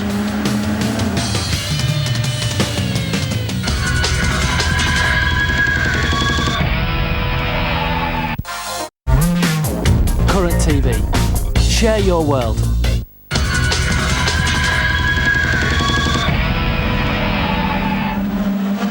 EJ Viso, he pitted back on lap 20, so he still has 2 stops to make. So they'll call him on the radio and say, you don't have to save fuel. You can use all the fuel you want. So he'll be very racy, staying ahead of Justin Wilson. One of the interested spectators here at this event is Oriol Servia. He's with our pit strategist, Jack Arute. And there is nothing worse for a driver than having to watch on television. Oriol, you're out of it right now, but when are we going to see you back? Hopefully soon. I mean, I must admit I'm a terrible race fan, and it's not fun to be here watching these guys drive from pit lane. But it is what it is, you know. I mean, it's tough economy for everybody, and I just know that things are going to get better. There's a lot of things that are working, and unfortunately I cannot be in the grid today, but I'll be soon, and I'm ready to go for it. Very quickly, as you're watching this race unfold down here, are you seeing any things that are of interest to you in terms of someone doing the right thing? Absolutely. I think it's a great first race of a season. It always happens like this. We have a long winter, we all get ready, and But who do you like? Who do you like to what you've seen so far? Marco Andretti's off strategy. He's gone on to the Reds. Is that going to come into play here? Absolutely. I mean, the Firestone Reds always bring an extra edge to whoever has them, and playing it at the right time, like Marco probably is now, definitely can make you win the race, especially when it's a kind of crazy race like this one.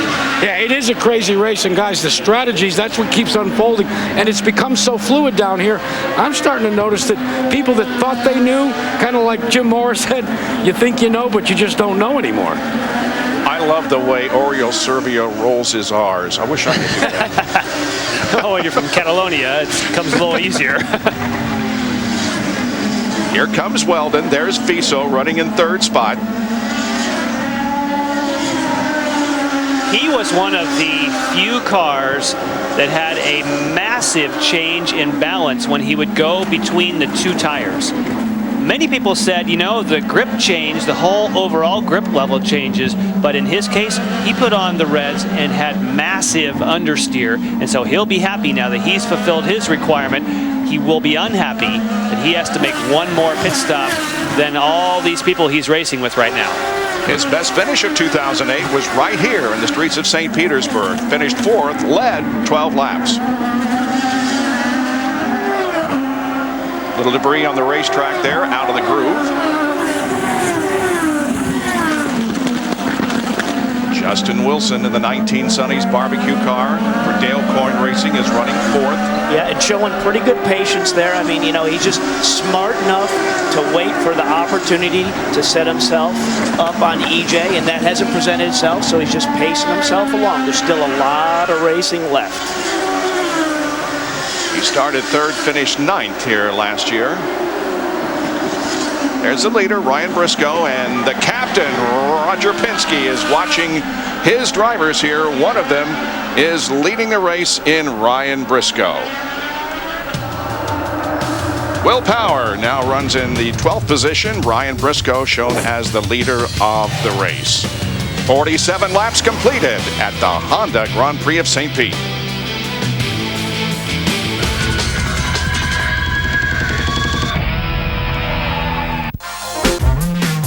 Current TV. Share your world.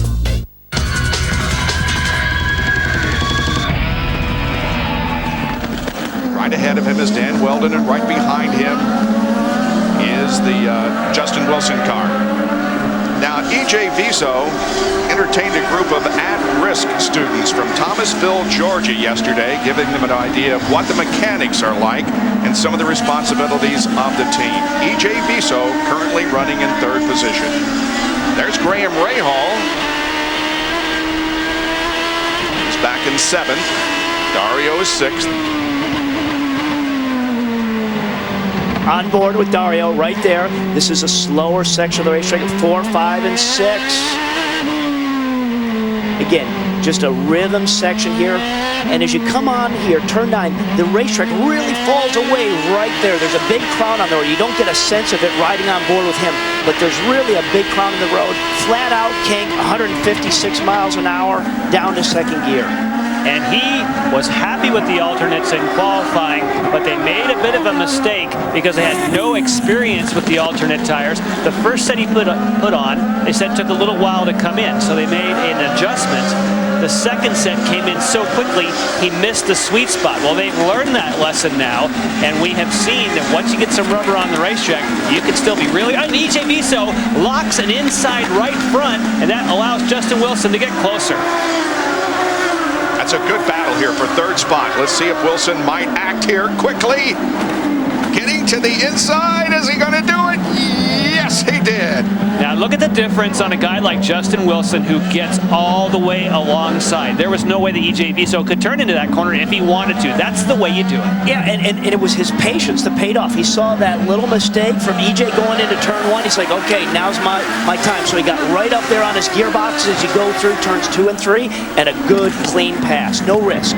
Dan Weldon working through slower traffic. That'll give an opportunity for Justin Wilson to get closer to yet another spot. And Ryan Hunter-Ray is now breathing down EJ Viso's rear wing. Here's Wilson trying to get around the slower car of Stanton Barrett, car number 98.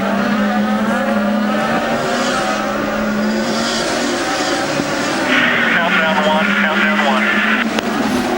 Momentum is so important on a road course. And you see on the approach, you'll see the right front lock and, more importantly, a momentum loss.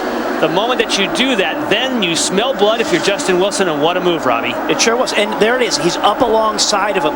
EJ Viso has nowhere to go. I can't turn into the corner when you get alongside of him. That's what they teach you as you come up through the racing ranks.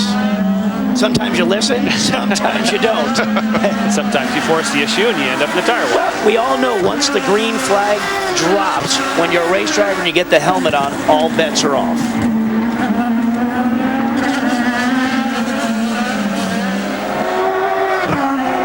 And sure enough, you know, Justin's gapped himself probably about a second already just in that lap. Oh, look at this.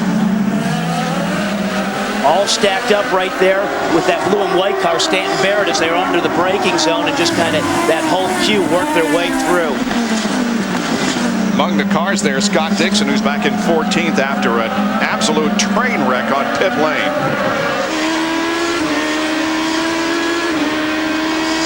We're on board started with Scott Dixon. Now look at that front suspension move up and down as you're under this braking zone and rolling down into turn 1. But also look carefully right here. He has a broken wing stay. That is supposed to be connected to give you a little additional support. It's not really going to slow him down, but it's because it's so bumpy here, it's actually snapped that cable that supports the front wing flap.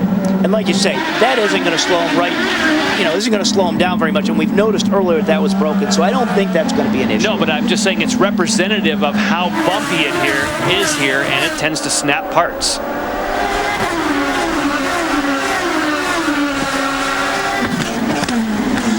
What a big group of cars this is. This is one of those things where all of a sudden you have one of those momentum losses that we just saw, and Stanton Barrett is now stopped. Turn 8. Oh, full course caution. Ryan Briscoe's thinking, oh man, I just gapped the field. Oh, wait a minute. The yellow's out. Oh, he must be returning to his previous position. There's no passing under yellow, so he's given that one back. And like you said, Ryan Briscoe, just in the last 5 laps, he was really getting into the zone. He had built a gap of just over 4 seconds, and it was, he was laying down some fast laps. It all goes away because of this full course caution from Stanton Barrett, whose car is stopped on the racetrack.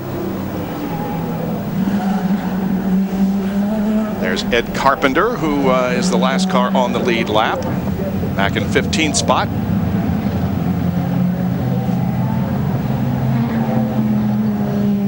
Mira coming through. There is Scott Dixon. Alex Tagliani, who had a problem at the beginning of the race and also on pit lane. Pits are open as the crowd is soaking up the sun and the atmosphere and the excitement of the IndyCar Series. Not a great time to pit, unfortunately. So, I mean, it's good because now you get to bring all the field together and we get to see people duke it out who were previously stuck in traffic.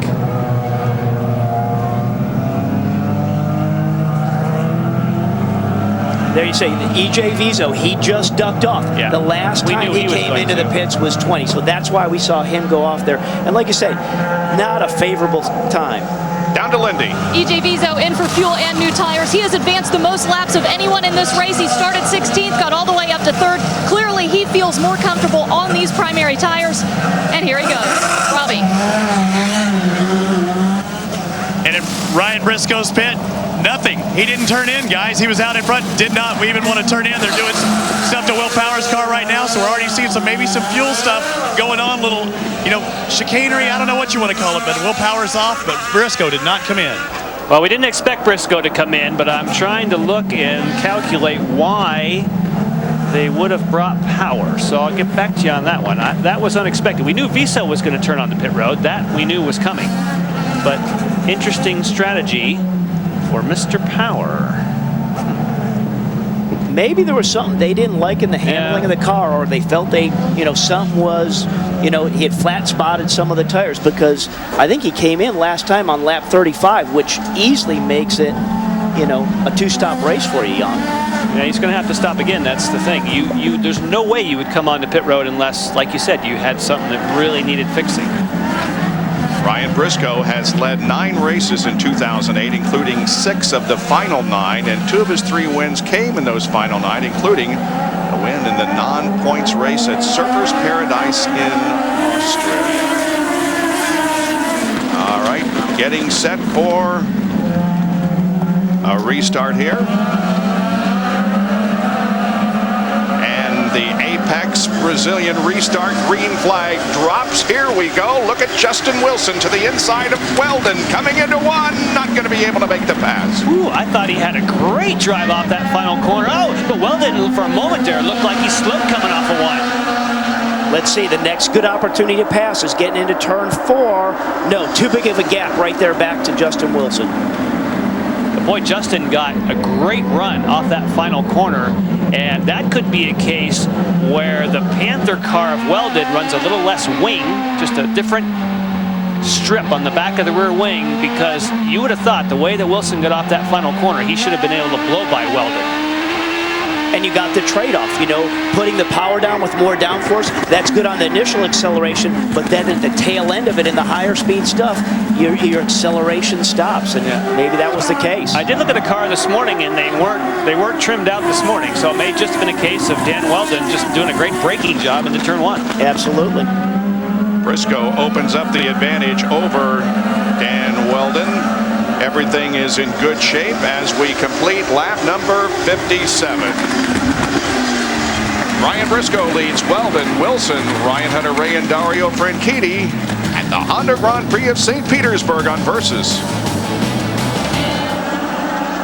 What a restart then, and Ryan Briscoe must be pretty happy to see Dan Weldon holding off Justin Wilson, because to me it looks like Justin Wilson is the man at the moment, Johnny Nolan. Absolutely, he's got the bit between his teeth. He had a bit of a look down the inside of Dan into that first corner, and then Dan was very clever. He overran slightly but held him up through the apex of 2, so he couldn't get a run at him into turn 4. And at the moment all very closely following each other, and as you say, Briscoe making good his escape, and Dan pretty much beginning to hold up a train of 7 or 8 cars behind him. I mean, strategy-wise, where would you be in this at the moment, Christopher? Lap 58, it's a problem for anybody to be able to work anything out at this particular point, isn't it? It's just got to get down and race hard. Well, it's interesting, isn't it, that Roger Penske is there himself on the pit wall, and one of his cars is out front, and their strategy looks pretty sensible. I think at the moment, the person I'm really impressed by and who's done so well through these slightly confused last few laps is Ryan Hunter-Reay. Now, he came to his team just a few days ago almost, and he's really worked hard to get up to that 4th place, and I think we could yet see some sensible from them. And he's on the red tyres as well in this particular segment of it at this moment in time. I mean, the strategy-wise of it, I mean, some of these drivers or teams just got a little bit lucky, didn't they, by coming in before that caution a little while ago and just got a bit of track position. I mean, it was a nightmare for some, but an absolute gem for others. Yeah, absolutely. I think in terms of sheer pace at that point early in the first stint, Justin Wilson and Dario were the class of the field really, but as you rightly say, a few of them pitted in earlier before the yellow came out, and that put people like Dan Weldon and Ryan Briscoe and Ryan Hunter-Reay right back into the mix. And also, you know, talking about Ryan Hunter-Reay, and I agree entirely, but Dan Weldon, I mean, he'll be delighted right now, as will his whole Panther team, running second at this point. If he can hold on to a podium, this will be a fantastic first time out for them. We're on board with 5th place man, or we were just a moment ago, just in front of 6th place man, Graham Rahal, who's made his way back after, if you remember, having a brand new nose. We're on board now with Dan Weldon looking back up the track. Let's go back to our commentators then, live. Welcome to Versus, the IndyCar Series. Here's what's happened so far in this race, lap 1. And that was turn number 1. Tony Kanaan got across the rumble strips, punted. Graham Rahal, unfortunately, also involved Mike Conway. And here we're on board with Dixon. He's trying to get into his box, but no, Will Power went through his pit box and kind of boxed out Dixon. And so they got to roll both cars back. And then what happens here is Dixon really struggles to get a fuel hookup. Lap 33, the biggest crash of the day. Danica Patrick and Rafael Matos. Huge impact. Thankfully, neither one injured. Marias taking a look on. Hideki getting down the inside. Spins around Marias. Look at his right rear, and he's done. And a cut rear tire for Alex Tagliani. Those front wings of Vitor Mira just shredded that rear tire. And boy, we had a section of that early going that was all action. Once again, Ryan Briscoe has separated himself from the rest of the field by about 1.4 seconds, but a good battle back here for 2nd, 3rd, 4th on back. 2nd place still is Dan Weldon in his first drive for this team, Panther Racing, this year. He drove for the team earlier in his career.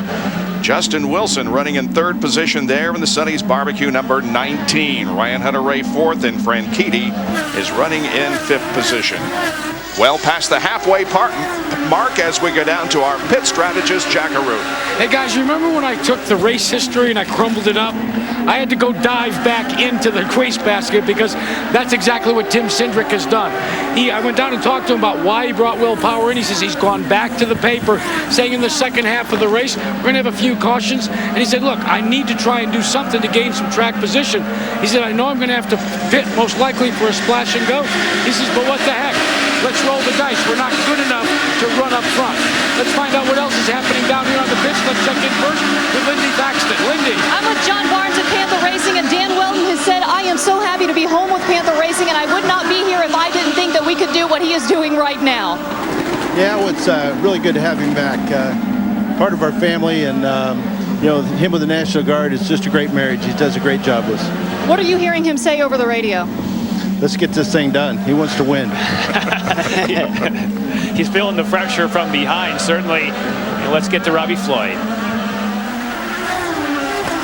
Guys, I'm in Dario Franchitti's pits, and you notice just behind me, you see a brand new red there, and you might be wondering why is that. We actually flat spotted one in qualifying. They gave him one because of that. But he actually has some scuffed reds. So yes, he's out there on the reds, but he may actually go back out on reds again, the scuffed ones that he was able to use during earlier competition in qualifying.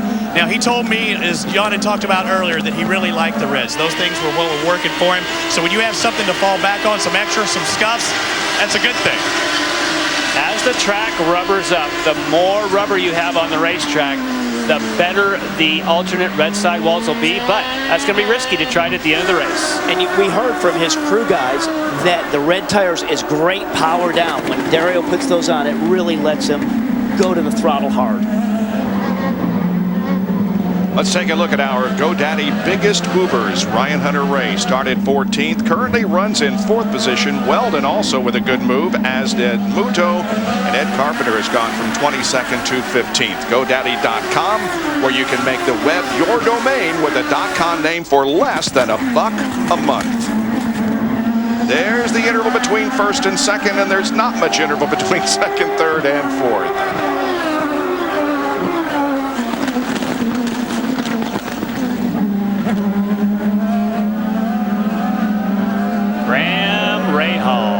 He has just been hanging in there. Boy, what a day he has had. Became the youngest pole winner in IndyCar Series history yesterday. Started on the pole, but it just didn't work for him as he was hit in turn 1 on the first lap. Firestone telemetry from Graham Rahal. We'll watch how the throttle is all the way to the floor. All the way down up to 5th gear here. For him, 4th gear. Down to 2nd, hard on the brakes. Again, now just a bit all 2nd gear through here, just patient on the throttle. Got to watch the walls, and this is part of that transition. The pavement really falls away here. But look at where Graham, he's made it all the way back up to 6 after the beginning of this race. You never give up at any point in these races. Now, what you learned from that telemetry was he's using the qualifying gears. There are times that when you're saving fuel, you'll actually take some of those 2nd gear corners in 3rd. He's back with the race gears or qualifying gears, meaning he's not saving fuel. Graham Rahal in 6th position. Dan Weldon is running in 2nd spot. However, we anticipate that he may be coming into the pit area for a stop in the next 2 or 3 laps. Stay with us for more of the Indy cars on Versus.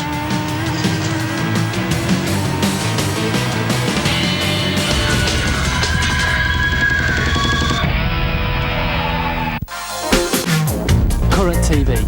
Share your world.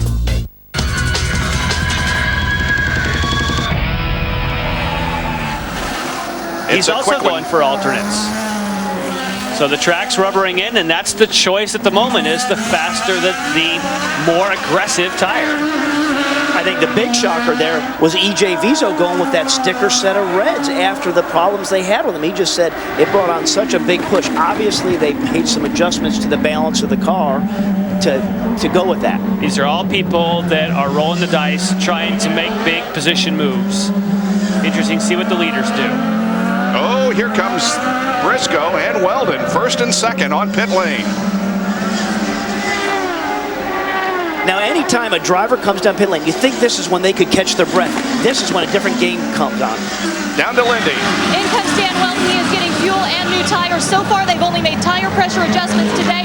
He says the car is handling great. He's very happy with it. Down to Robbie. Guys, it looks like they're going with scuffed tires, not new tires for Briscoe as he takes off again. Not many words out of the Team Penske camp with Ryan Briscoe. Tony Kanaan completes his pit stop and rolls back out onto the racetrack.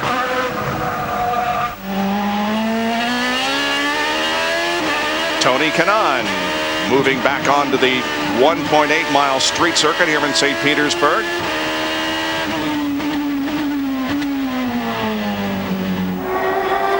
Justin Wilson has inherited the lead because of the pit stops. Ryan Hunter-Reay now second. Franchitti is third. Now, if Justin Wilson does not pit, he's taking a big risk. Did he stay out? He did. He is gaining track time by staying on, but if for some reason there was a caution flag right now, he would go straight backwards. He'd lose all that track position for those people who have already pitted. So when I tried to say earlier, you want to be the first person to make the last stop. That is a strategy you use if there's a caution. Right now, he thinks I'm lighter, my tires are hot, I want to make up time, but EJ Viso is not letting that happen. Yeah. Oh, now he is. Yeehaw! No, he didn't. He didn't let it happen. No, he did. It almost looked like EJ was pulling over for it. I think EJ just got a little high. So Viso loses a lap. He's now in 16th position. But of course, we have pit stops to be made ahead of him. So the question now for Justin Wilson, how much longer are they going to keep him out here to keep laying down some fast laps to try and bridge that gap? Graham Rahal down into turn number 1. And look out, Hideki Muto and Alex Tagliani, who ran over his nose earlier, take advantage of a Graham Rahal. And Graham was starting to turn in. Did you notice that? Graham was turning in. He's like, whoa, there he is, and backed it off. And that kind of opened the door for Alex to sneak on by as well. Dario relinquishes third place for his pit stop. And there's the Reds going back on again for Dario Franchitti. He likes him. He's going to get his opportunity and a wing adjustment as well, guys. And if you notice on his Reds, Robbie, that right front was a sticker tire. And as you said, that's the one, they can give you one replacement on those tires. Vitor Mir and Graham Rahal also on pit lane, on board with Graham as he moves out. It's Mirror right behind him in the AJ Foyt car. Ooh. Hello, Scott. Blending in right. Let's look for Scott to take a move on him right here. Yes. Oh, yeah. Whoa, man, following through. The big advantage there is we just had, Graham coming out on cold tires. They're just not up to temperature, so he can't go as deep as those guys that have temperature in the tires. That was a 23 car of Darren Manning. Here is the leader, Justin Wilson, in for his stop. The Dale Coyne team goes to work, Lindy. Justin Wilson coming in for nothing more than fuel and tires. He stays on black tires. This should be his last stop in this race, and here he goes. Didn't appear to lose any time on pit road, but how is the track position going to work out? It's going to be close here. Let's see where the blend line is. I think that Briscoe's going to have him because he's going to have that momentum. He got out ahead of Briscoe. It did work. That shows that pit exit is much shorter than the track, but here comes Briscoe. And he tries to the inside. No, it won't work. He just wasn't close enough coming out of pit road to take advantage of, having warmer tires, Briscoe. I mean, this is the A game. Right now, Wilson has to throw it down. This is an opportunity to keep Briscoe behind him for the rest of this race. There's no more pit stops required. And it takes about another half a lap to really get some tire pressure and get tire temperatures. There's no tire warmers allowed in this series. Now they're approaching the section of the racetrack where we've seen some people get aggressive, particularly Rafael Matos, but he's not close enough. I think that Justin Wilson has pulled it off. He has a couple more corners to get that tire pressure. Absolutely impressive drive to come out of pit road on cold tires, hold off a guy like Ryan Briscoe, who I think is just coming into his own with Penske, and I think he's going to have a great, great year. For a moment, Marco Andretti was in the lead, but he now comes in for his stop. And when they cycle through, it looks like Justin's going to have the advantage. We're 72 laps into this 100-lap race in the streets of St. Petersburg, the Honda Grand Prix. Stay with us. We'll be right back on Versus. Justin Wilson and Dale Coyne Racing doing an absolutely fantastic job in the Florida sunshine. I've got to say, I think that the strategy, albeit could have been a little risky if there had been a yellow period at that time, but to give him that extra breathing space in pit road, and knew exactly what they were doing, Christopher, if I can come to you.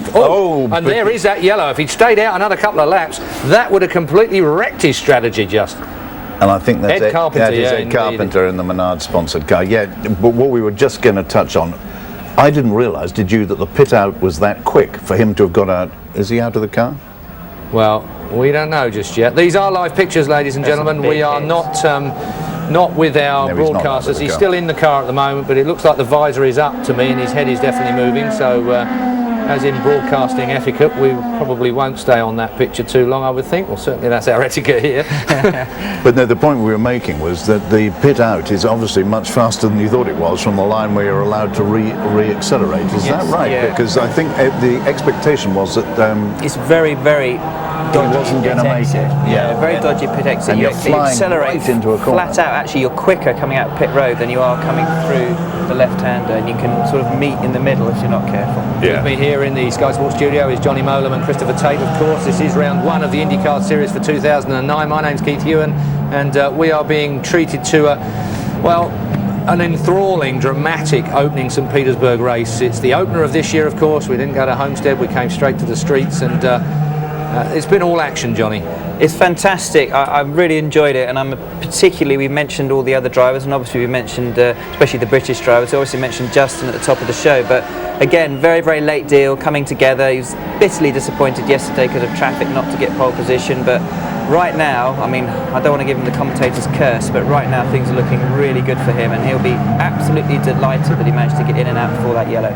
Dan Weldon in third, Dario Franchitti in fifth. That's the best of the Brits. Let's go back to the track for the very latest. So IndyCar non-stop on versus the incident involving Ed Carpenter. That has brought out a full course caution, but no real serious implications because everybody had made their stops. Except for Ed Carpenter, and we could see on some of those shots the marbles that tend to accumulate. That's a racing term. You can see it around his car on the bottom in this area right in through here. That is all of the rubber that peels off, especially on the softer alternate tires towards the end of the race. If you get on those, that's why they call them marbles. It feels like you're hitting oil. And we have not seen that in recent years in the IndyCar Series because everybody's always been on the same compound tire. With these alternates, like you said, that softer compound, it just beads up and get all those marbles. There again, see all those marbles outside the line? If you get your car, you're in there driving, and you get up with the left or right side on those marbles, it's just like getting on ice. Or if you want to throw some marbles under your feet and try and have a walk on them, you're not going to walk. Now, they knew this was going to happen, but again, it mixes things up. A few marbles, a few different tire compounds, and it makes the racing, and we've had a lot of exciting stuff to see. Now, of course, Ed Carpenter's not too excited at the moment, but we don't know for certain even if the marbles had anything to do with it. But the good news is that we saw Ed get out of the car, went into one of the safety vehicles, and apparently is okay. Great aerial shot there showing you the course here at St. Petersburg and the field under the caution, and we have on lap number 74, 73 complete. Down to Lindy as we begin our Honda through the field. Justin Wilson leading the pack here at St. Pete. He started second, making history for Dale Coyne Racing, the best starting position ever for that team in the IndyCar Series. Before that, it was seventh. He has been happy with this car all day. They should not be making any more pit stops. Robbie? Ryan Briscoe started in fourth place. He's in second right now, and he's going to do what the leader does. Leader comes in, he's following him. So it's a game of cat and mouse right now for Ryan Briscoe in second. Dan Weldon has loved his car all day. They've only made tire pressure adjustments every time he has come in, nothing more. On to Ryan Hunter-Reay running fourth. He just signed with Vision Racing 5 days ago. They have had 5 days to hire a crew to get him fitted for his seat. In fact, the guys in his pit are in simply all black fire suits. They didn't even have time to put any decals on them.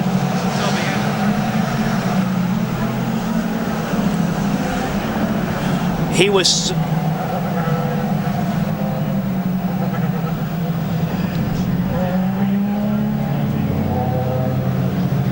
Well, Dario Franchitti in the fifth spot right now, guys. We've been having problems with that right front, or he has been having problems with that right front. Again, when they came in and Robbie talked about putting that brand new tire on the right front, he needed to, because you saw this bald spot going about halfway around the tire. So he's been having problems with that right front. Just behind his sixth place, Tony Kanaan. He's been trying to get back where he started from. Remember, that first turn really took him out of the game, or so we thought.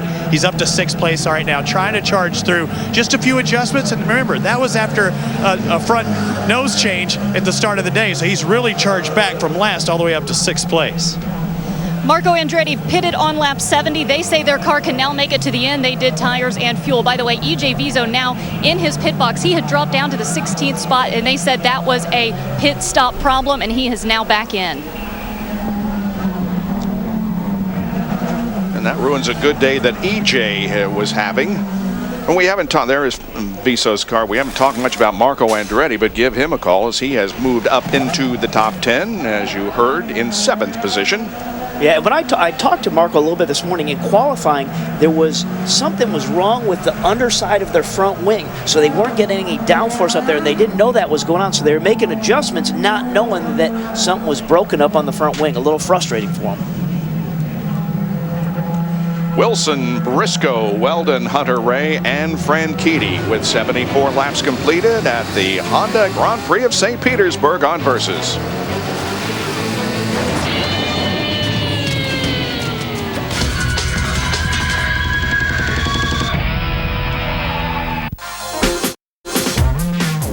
Current TV. Share your world.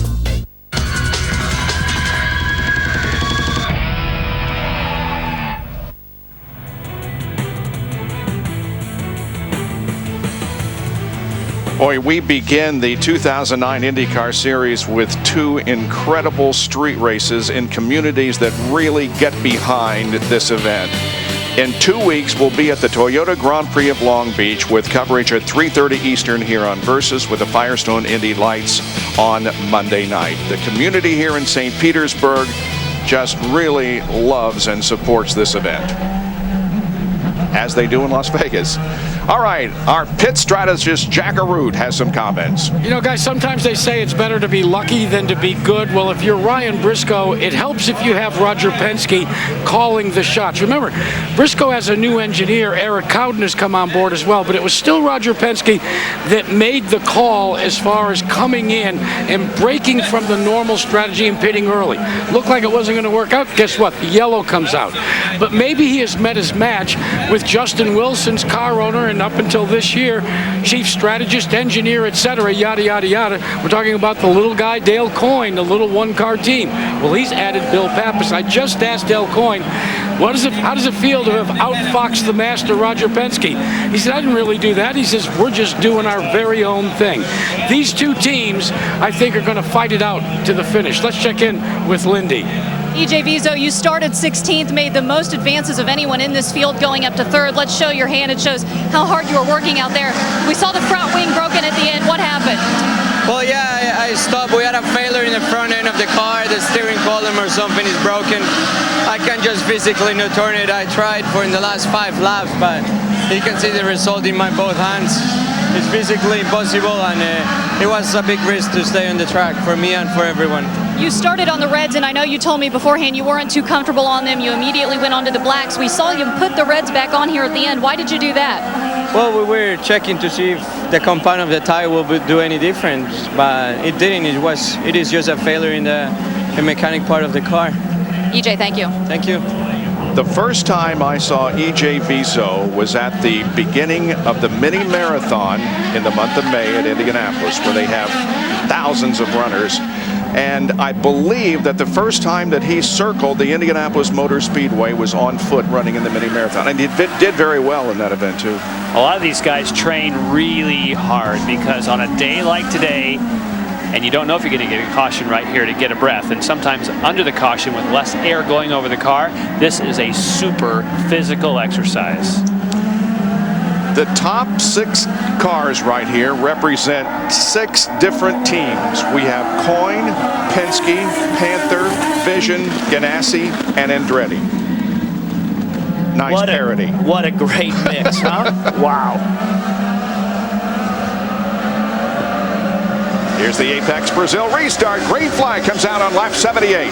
And look at that gap that Justin Wilson got coming off. But watch 3rd place. Yes, and Franchitti's following alongside with Ryan Hunter-Ray as they're going through turn 2, and Weldon drops back 3 spots. No, but Franchitti's in trouble. Franchitti just got wide. He got out in those marbles we just talked about and just lost 2, maybe 3 spots. I'll be darned. And that's in the exact same place where Ed Carpenter got in the wall, where Franchitti got high there. So he dropped behind Kanaan, but he maintained ahead of Weldon.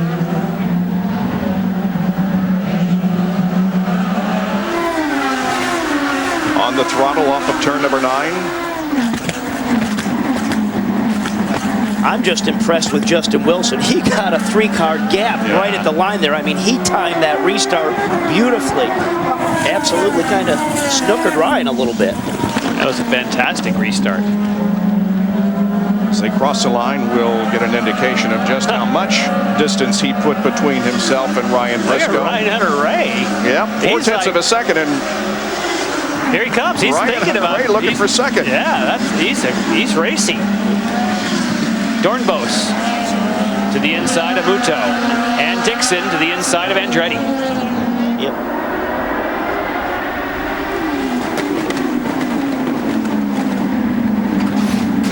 Restarts are always fun. Here's the action in turn 1 from Dario's perspective.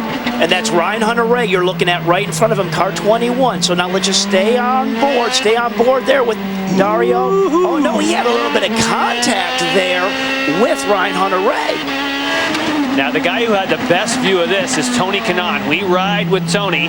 Those two go wide. He thinks about shooting the gap, then all of a sudden, hang on, they're going to be in the marbles, and I'm going to change it down, and then he's going right after Ryan Hunter-Reay. That was a great restart. Absolutely, and Dan Weldon was the one guy on the outside going, hey, I'm not supposed to be going this way. Hey, guys. It wasn't so good for Weldon because he dropped back to 6th place. Wilson, Briscoe, and Franchitti takes the position from Kanaan. And I think there you're seeing red versus black. That's a case where you can brake later, and when you don't get out in the marbles, he seems like he has much more grip than does Tony Kanaan. And look at the gap, Jan, that he just pulled on him already, just coming out of turns 2 and 3. And again, I just find it interesting. That's again in the Dixon. turn 3. Dixon in turn Dixon. 3. Oh. Wow. What a way to start the 2009 season after the championship last year. Well, it's always a good signal. It's to the safety team here. Anytime the driver takes the wheel off like that, that means I'm okay. Now, whether the driver always has the wherewithal to think about that in the process is that signal, I don't know. But he's moving pretty good there.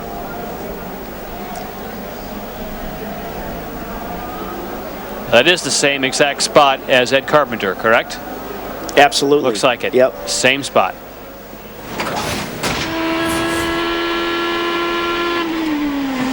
Goes to the inside. Look at his left front. His left front was stuck and obviously is broken. So when he goes to go right here, put the load on the left front, it must not work. Yeah. That was just a case of car already being broken from prior contact, and right there, there's no way that's going to turn. Yeah, nothing to do with the marbles there at all. The left front was already broke on that contact with Hideki. Dixon did not have a good race here last year. He finished 22nd. So here he is. We're on board with Dixon, looking down, coming alongside Hideki. Now watch the left front. It stops moving. See, the left front isn't even moving.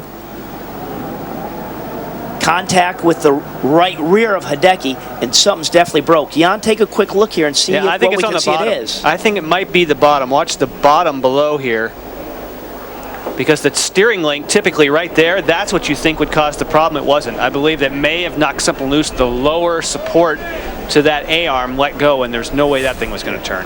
You know, fortunately, he wasn't absolutely at speed there, just since he was kind of tangled up with Hideki as they rolled through turns 1 and 2. He wasn't at full song. I mean, if you're at full song through turn 3 there, you're doing close to, 110, 115 miles an hour.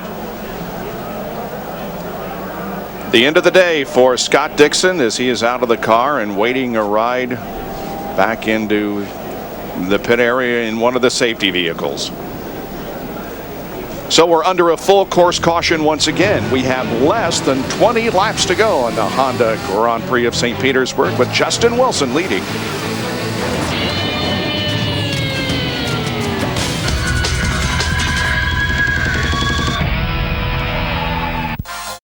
Current TV. Share your world.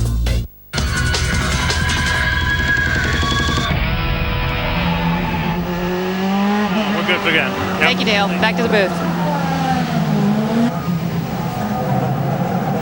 Good for So Dale Coyne will, no kidding. That it's good to see a team like that running up front. Roger, does Ryan Briscoe have anything left to get by Justin Wilson? Well, I think Justin shows how good he was in Detroit. I think what we're trying to do is start this season off with a good finish. They ran a few more laps longer there and got track position on us on the pit stop, but a lot of laps to go here the way it looks like right now. What's he saying, or what are you saying to him as far as, is he pushing it all the way, or did he have any reason to early on? No, I think we saw the lap times he ran as quick as anyone, and we got to wait till the end before we push it. But to me, it's you got Hunter Ray on reds, we're on blacks, lots of combinations out there. It'll be interesting at the end. Thanks a lot, Roger. The captain, Roger Penske, watching his driver, Ryan Briscoe, running in second position. Will Power is 8th. Stay with us for more on IndyCar Nonstop on Versus.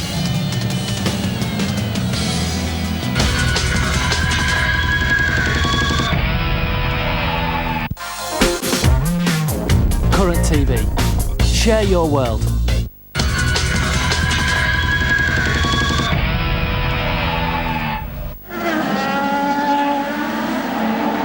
This time they come down to get the green flag. Well, it absolutely is a fantastic job that Justin Wilson did on his outlap on cold tires. I'll say it again. I mean, that was impressive. That's what separates drivers out here. I mean, that was fantastic. Interesting also that Roger Penske is worried about Ryan Hunter-Reay behind on the reds. It has not been a good day for the defending series champion. Here's lap 1. Trying to thread the needle, and then look at Mike Conway shoot across him. It turned out it wasn't the contact for him. But really the biggest moment for Scott Dixon was coming on to pit road, and that's because Will Power slid past the box. Here, he lost all of his track position. And Robbie, once you lose track position, then you're back there fighting with people that you really shouldn't be. No, and more things can happen, and here it is. He's just coming alongside Hideki. We just saw this happen. Look at that left front. He's obviously damaged that left front.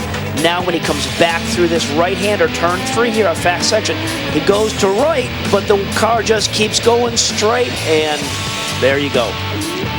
Scott only failed to complete 9 laps in all of last year, and those 9 laps came here at St. Pete after he brushed the wall and damaged the half shaft and finished in 22nd position. Here we go. Let's see what happens as the green flag comes out and we're back to racing. Can Justin Wilson hold off the challenge of Ryan Briscoe, Ryan Hunter-Reay, and Dario Franchitti?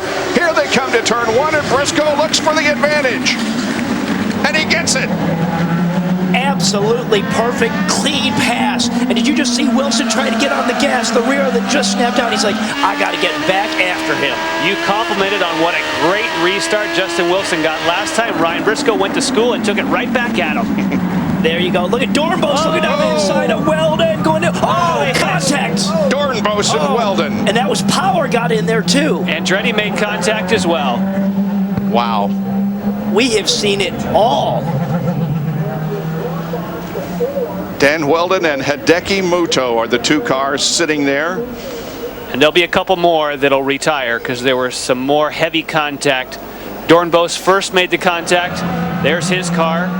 That's going to pit road. Yeah, and we also saw behind him Andretti also with broken front suspension. Yeah, that left front was just kind of towed out going in the wrong direction.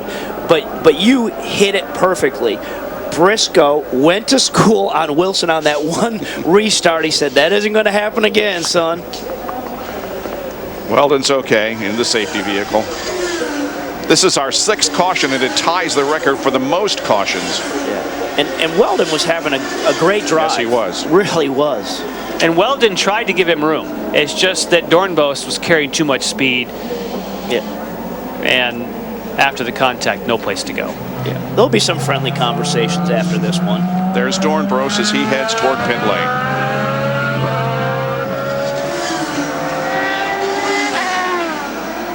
All right, here's what happened at the drop of the green flag, and as they headed down into turn number 1, watch Briscoe. So he's already made the pop. He's pulled alongside Justin, outbroke him a little bit. perfect, clean pass. But look what happened. It was Weldon that lost momentum in turn number 1, and that's what put him, look behind, look at the top of the screen. This is where the bright red car of Dornbos goes to the inside, and look, he just pushes, he just didn't hold it in. I mean, he was trying, but the centrifugal force pulled him out, and that was a case of Weldon. This is where he lost his momentum. He tries to go to the inside of Kanaan, but now he's off power. This is what gave Dornbos the idea, because he's definitely off the pace. Dornbos decides this is my opportunity to push it, and you'll see him come up upside on the right-hand side, right here on the brakes. And Weldon's trying to stay high. See? He knows he's coming on the inside. I mean, Weldon was doing everything he could. Yep. But it all started when Dan just tried to outbrake Kanaan into turn 1, couldn't get the car slowed down enough, and drifted up high. That set that whole sequence off. Dan Weldon won here in 2005 rather, to lead Andretti Green's historic 1-2-3-4 finish.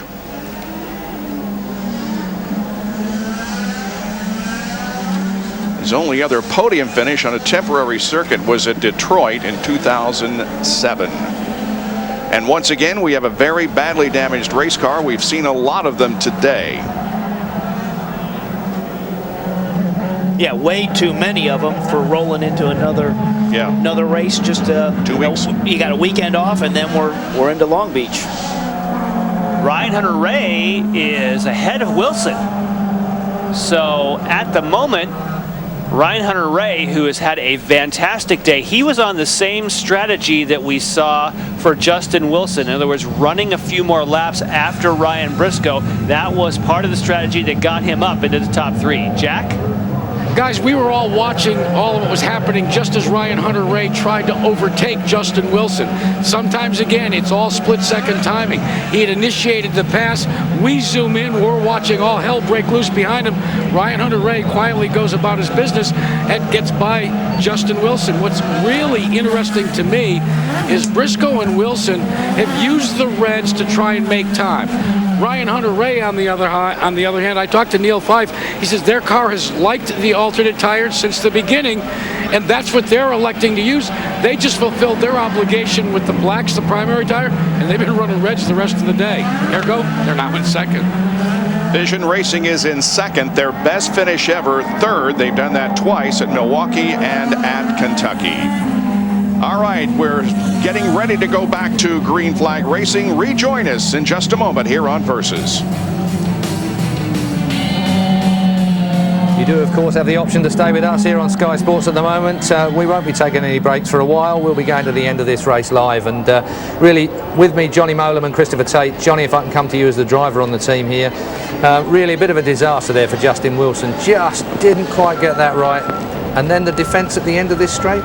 Yeah, I'm surprised he didn't move over and defend. It's a wide enough straight. It's much bumpier on the right-hand side going into turn 1, but it's quite wide on the exit of turn 1, so there's some room to sort of manoeuvre there. And I'm surprised he did get a very good exit of the final corner onto the straight, but this time Briscoe was right with him, and he went quite early, and Briscoe literally timed it to perfection behind him. But Justin could still have moved to the right, forced him to come around the left of him, and then controlled him into that first corner. I'm surprised he didn't make any effort to defend at all, but fair play to him, and it was a good move. And the man, he's now been shuffled back behind. I was going to say, and the man that you've been singing the praises of, Christopher, Ryan Hunter-Reay, has managed to sneak through while all that melee was going on in the back of our picture as well.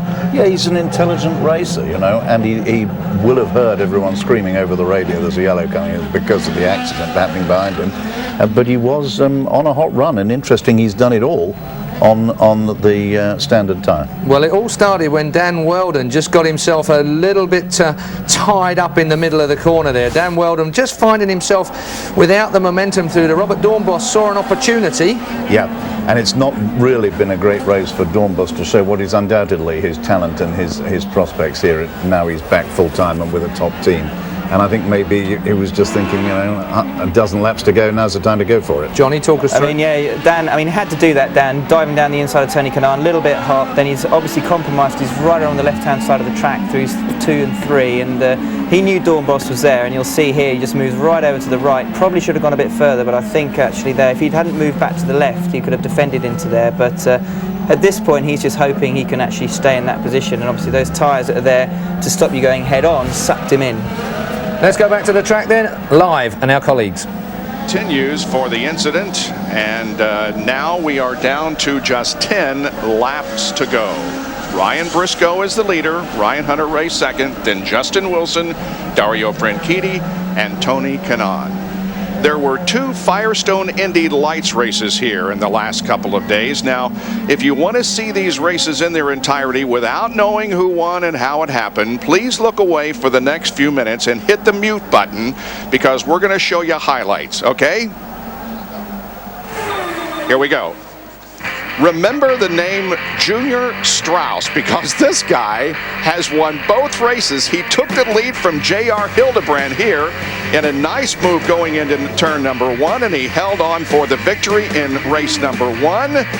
The young man from the Netherlands, and then in the second race, he took the checkered flag first again. So a double victory for Junior Strauss. Well, unfortunately, of course, we can't see that here in the UK. Our American colleagues are showing something that we don't get, which is a bit of a shame at this point in time. But it's a voyage of discovery with a new producer out there in America.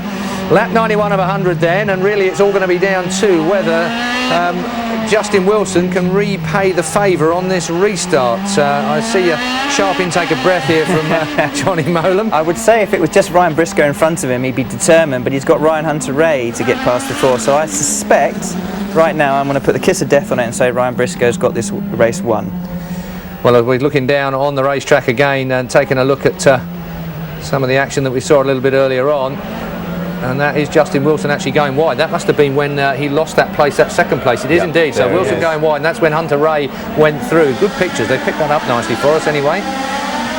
So as and I tell you what, he nearly lost it to Dario as well. That was just behind that is where that's where the accident happened. And there's the accident happening. He would have just literally cold tyres on the restart. It's amazing, even just cruising around under safety car, how much tyre pressure you lose, and it's difficult to explain to someone that hasn't experienced it how little grip you've got. It's quite easy to spin your rear tyres and get temperature and pressure back into your rears, but to get grip and temperature in your front tyres on a restart like this is very difficult. Of course, Justin Wilson has got a couple of more problems in green cars behind him. Yes. He's got Dario Franchitti there and Tony Kanaan there, both really good racers that aren't going to give it away. We're on lap 92, we're under a full course caution. Let's go back to the track then and see if we can pick up with our commentators again. Do him on that restart, so he's going to do the same thing to Ryan Hunter-Reay, but you know, we talked to Ryan Hunter-Reay yesterday. He was just happy to get his deal done, and you know, we said, how are things going with the car? They made a lot of changes to that car after the first session, just geometry changes. They came back with it, and he said, hey, we were a session behind just getting caught up, but to be in second place here with 9 laps to go, I don't think that's what he was thinking when we talked to him yesterday afternoon. What you're saying is that right now this would be a victory for Ryan Hunter-Reay and Vision Racing, considering, but he's a race car driver, and he sees Ryan Briscoe right there, and he's right on it. What a great restart so far for Ryan Hunter-Reay. You got to be careful, though, not to pass before the start-finish line. Here's the green flag. Away we go. Look at Ryan Briscoe stands on the gas. Here comes Ryan Hunter-Reay to the inside. No, great break. Even did you see how late Briscoe went on the pedal? He actually went a little bit high in the corner. Woo! That was not Ryan Hunter-Reay saying, okay, I'm happy with second. That's exactly what we forecast. He's still a driver, and he's like, I don't care if that's so much of a victory. I'm going for the win. And you know what? Now he's on the reds, and he has more grip, and he's not giving up. Exactly. Do you see him just be able to, through that second gear slow corners, his momentum that he could carry through the corners, that grip, he was all over the back of Briscoe. So Briscoe now just has to make sure in some of these slow corners with the long straightaway is keep him behind and just get the power down. Oh, but Briscoe got a bit wide. Briscoe did not have a good exit on that corner, so Ryan Hunter-Reay is going to be right on him. But we know you can't make a pass there. We saw Rafa try and do it to Danica. But He is all over him, though, coming out of 14. Let's see how things shake out as they come down the straightaway. The runway headed toward turn 1. And that is all about those Firestone Reds, just providing a little bit of that extra grip where he can flow a little bit more speed through the middle portion of the corner. Which is the reason why it was introduced. The whole idea is if at the end of the race you can have people on different strategies or different tires, that gives the opportunity for give and take and for some action, and we've seen plenty of that today. With Bobby Rahal not fielding a team in the series at this point, it put Ryan Hunter-Reay basically out of work. He has a personal services contract with IZOD, and of course they have a major relationship now with the IndyCar Series, and that is the reason why Ryan Hunter-Reay got at a ride late with Vision Racing, and man, he is making it happen here this afternoon, just a couple of car lengths behind the leader of the race, Ryan Briscoe. But that time, Ryan Hunter-Reay had a bit of a miscue on the exit there, so he's now lost a little bit of that momentum, and this was the one place he wanted to be closer leading onto the straightaway. Vision's best road or street course finish was 4th back in 2008 last year at Edmonton, and the driver was Paul Tracy. Other than that, their best finish is 3rd. That happened in Milwaukee 2006 and at Kentucky 2007. And from Ryan Hunter-Reay's perspective right now, he does not need to worry about what's going on behind him. Nobody's challenging him, so he's just focused on getting on top of Briscoe, get right on his gearbox, challenge him, let him know he's there, breathe, fill his mirrors a little bit. Can I just get him to make a little mistake, a little hiccup? That's all it takes to get a better run off the corner and set up a good pass.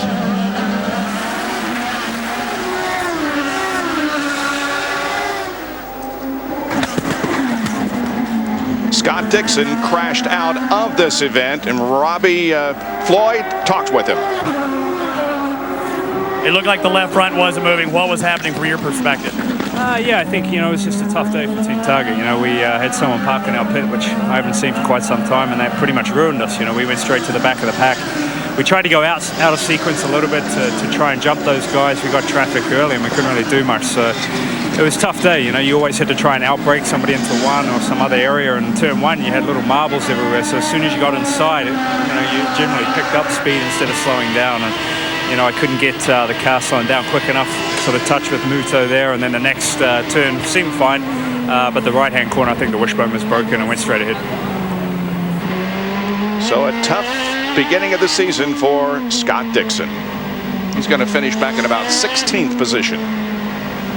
On board with Dario Franchitti there for a moment. He's back in 4th, ahead of Tony Kanaan.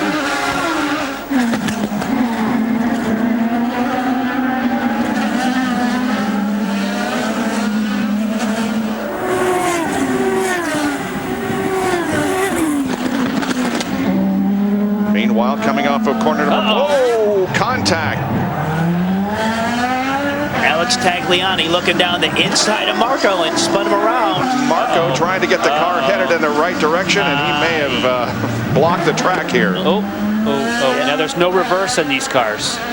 You're thinking, why doesn't he back up? That there's no provision in the gearbox for reverse. So he is stuck. And that will bring out a full course yellow. In that position there, they're going to do it. You got it. Yeah, you got it. There it goes. We saw him try to light him up and do a quick spin around. It just didn't come around. He didn't have the angle to pull that off. No. And Grandpa Mario will not see his son finish this race, or his grandson, I should say. Yep. Delphi well, no, safety actually, team. he could still finish the race. Yeah, but not going to have a good finish. Yeah, they're.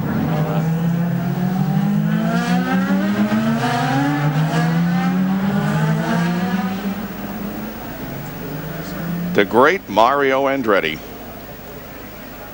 1969 winner of the Indianapolis 500, former world champion in Formula One. Here's the replay now as Alex Tagliani and Andretti came together.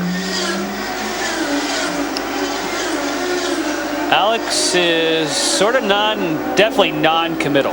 That's like, I think I'm gonna pass. Oh, maybe not. Yeah, maybe I am. And that's you what can't do that. You can't. You gotta. That was Alex Tagliani's fault for certain. You gotta. If you're gonna do it, you gotta do it. You can't just like half pass somebody. Down to Jack Arute, our pit strategist. Well, this isn't about strategy as Marco Andretti gets out of the car. One Andretti has won the Indianapolis 500 back in 1969. You saw Mario Andretti from there. He went on to stardom as a Formula One world champion. Things might have been different, though, if a man who left us just a couple of days ago had had the right pit strategy on pit road. In 69, it was Lloyd Ruby who was leading the race, and Mario Andretti was behind him.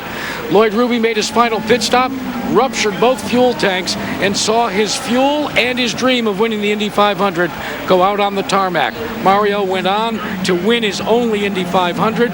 We lost Lloyd Ruby at the age of 81 this week, and our thoughts and prayers and condolences go out to him. And for old guys like us, he was one great racer. He was, and perhaps the most popular non-winner in the history of Indianapolis, with Michael Andretti, of course, included in that group also. Here's the green flag. Back to racing. Can Ryan Hunter-Reay get a good run this time? No, Justin Wilson takes a peek but decides not to. For a moment, it looked like Justin was thinking about the outside, but thought better with the marbles. Again, Ryan Briscoe with a great start. Ryan Hunter-Reay just trying to hang in there and defend now from Wilson. You're right. His focus now is keeping Wilson behind him. He's not worrying about challenging up in front at Briscoe. Right now, he just needs to secure that second spot. Give it a couple more corners here. Let's see if he just gets a little more temperature back up in those tires. Clean them up a little bit. Anytime you have yellow situations, sometimes you pick up a little debris on the tires, and it takes a couple corners to get that debris off and get your good contact patch back on the tires. They are all close enough right now that if someone decides that they're going to take a big risk, all these cars, and look how close they are. 1, 2, 3, 4, right together with 1 lap to go. Ryan Briscoe looking for the victory. They're lined up behind him, though, waiting for the opportunity. Dario Franchitti takes a look to the inside of Justin Wilson. That was a teaser look. That was the tease look.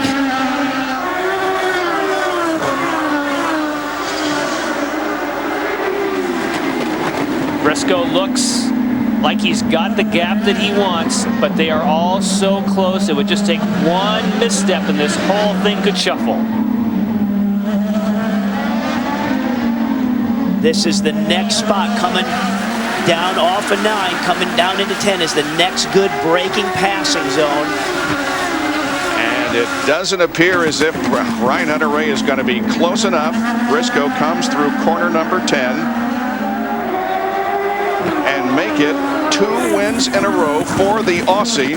Although it was not a points-paying race, he won in the streets of Surfers Paradise to end last season. Now Ryan Briscoe wins the opening event of the 2009 season. The Honda Grand Prix of St. Petersburg. His official 3 wins include 1 on an oval, 1 on a permanent road course, and a temporary street course. Ryan Briscoe wins race 1 of the 2009 season.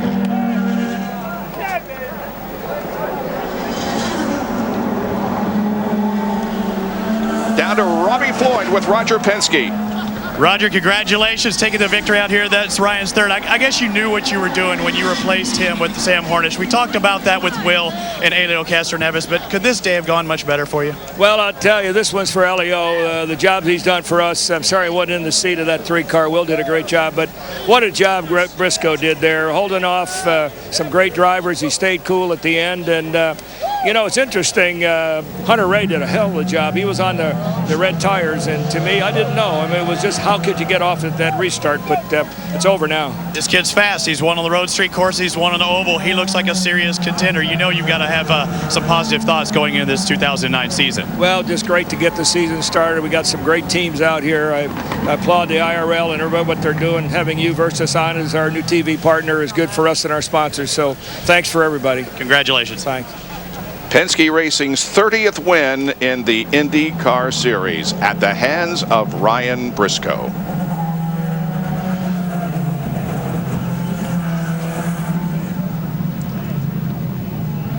What do you think in remembrance, so to speak, of Elio Castroneves? Is he going to do any fence climbing, you think? I wouldn't be surprised. I mean, that would, I think that would be it wouldn't be like it would be a tribute if he did. Yeah, exactly. Yeah.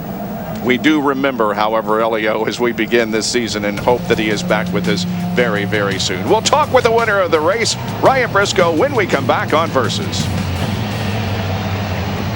A couple of wins last year then for Ryan Briscoe, and Penske this year looking very strong indeed in the hands of that young man, and with 2 street courses at the front of this series this year, Christopher Tate, you've got to say that they've set themselves up quite nicely, haven't they? That car looked very good on this track. Yeah, we go straight from here into, well, not straight, but in a couple of weekends to Long Beach, California. Very similar sort of track, and that's a great start. I mean, what a race all round, but a really impressive performance by Briscoe. He had a horrible start to his career at Penske, and he's really picked it up in the second half of last year. Truly, his restarts did him great justice today. That's probably the biggest feature of his racing today, perhaps, as far as the restarts were concerned, put him in the best position. I think what really won in the race though was right back when he pitted a lap or 2 laps before that first yellow came out, and that's what gave him at that point the lead, and then it sort of freed him up to show some of the pace that he obviously undoubtedly had, and that allowed him to get him into a position to win the race. Well, as we look down on the melee that is in pit road, let's go down and rejoin our colleagues.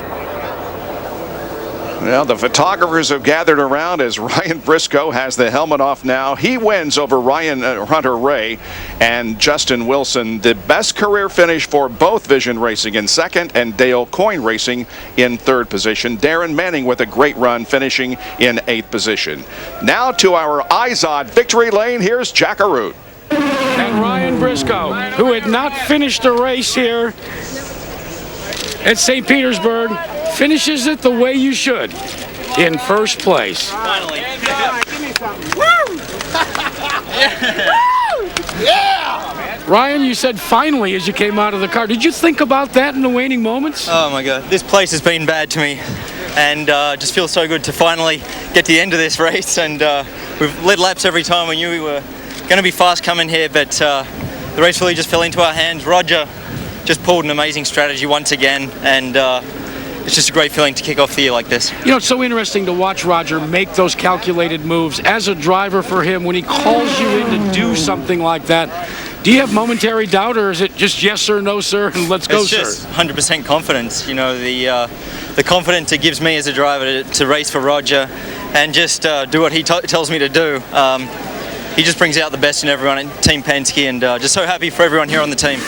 Let's talk for a moment about that one, well, not the final restart, but the one where your rearview mirror was filled with Ryan Hunter Ray. What were you thinking?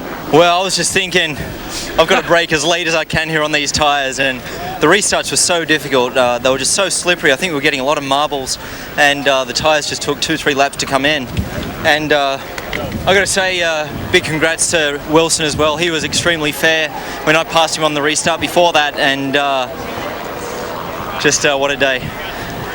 When you're a driver for Roger Penske and you win the first race, and especially considering what you went through last year when you had to break through at Milwaukee, how many more do you think you can win this year? I hope a lot. I hope a lot of races, but we just take them one at a time, and the important thing to kick this year off was to try to just get some points, and I think our wins are coming when we just try to roll around and get points, so that's what we're just going to keep trying to do. Fellas, remember the one thing that Roger Penske has always said: winning is where preparation and anticipation and opportunity intersect. That's what... Ryan Briscoe, he's said all the right things, he's done all the right things, he's been the man on top of the podium at the moment, but I think if I was Justin Wilson, the last thing I'd want to be hearing from the youngster is the word fair. Ryan Briscoe then finishes on top, Ryan Hunter Ray second, Justin Wilson in the end third, Franchitti in fourth place, Tony Kanaan fifth, Will Power sixth, seventh is Graham Rahal. Looking down the order, and well, we saw Stanton Barrett jammed into the barrier. A lot of casualties as far as the racing cars were concerned today, but fortunately no injuries as far as we are concerned, or that we know about here on Sky Sports.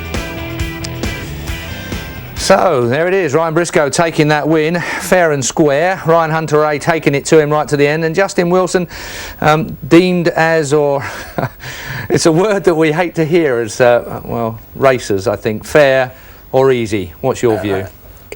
He was more than fair in my opinion, and Justin's a fantastic driver, and who am I to sit here and judge it from the studio?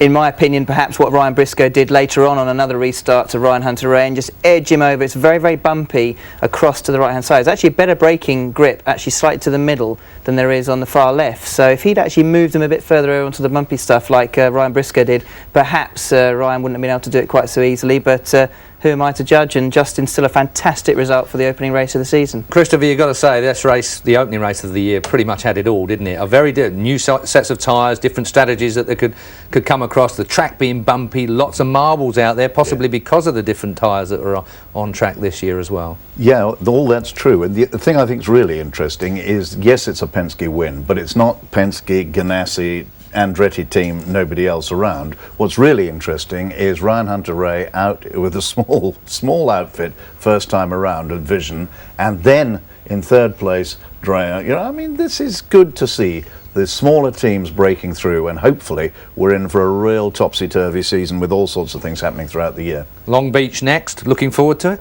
Oh, fantastic circuit, one of my favourite circuits in the US, and I think again it will give another great race, another great chance for people like Justin Wilson and Darren Manning, and hopefully Dan Weldon can get a good result there as well. Indeed.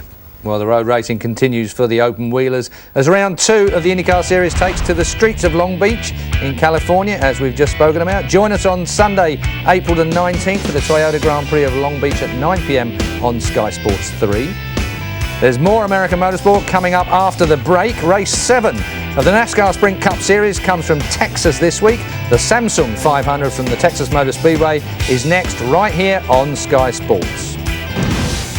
All that's left is to say congratulations to Ryan Briscoe and Team Penske in Florida. My thanks go to Johnny and Christopher for all their help on the IndyCars. We'll be back in just a few minutes with NASCAR Cup action from Texas. Your company will be very welcome. Thanks for watching.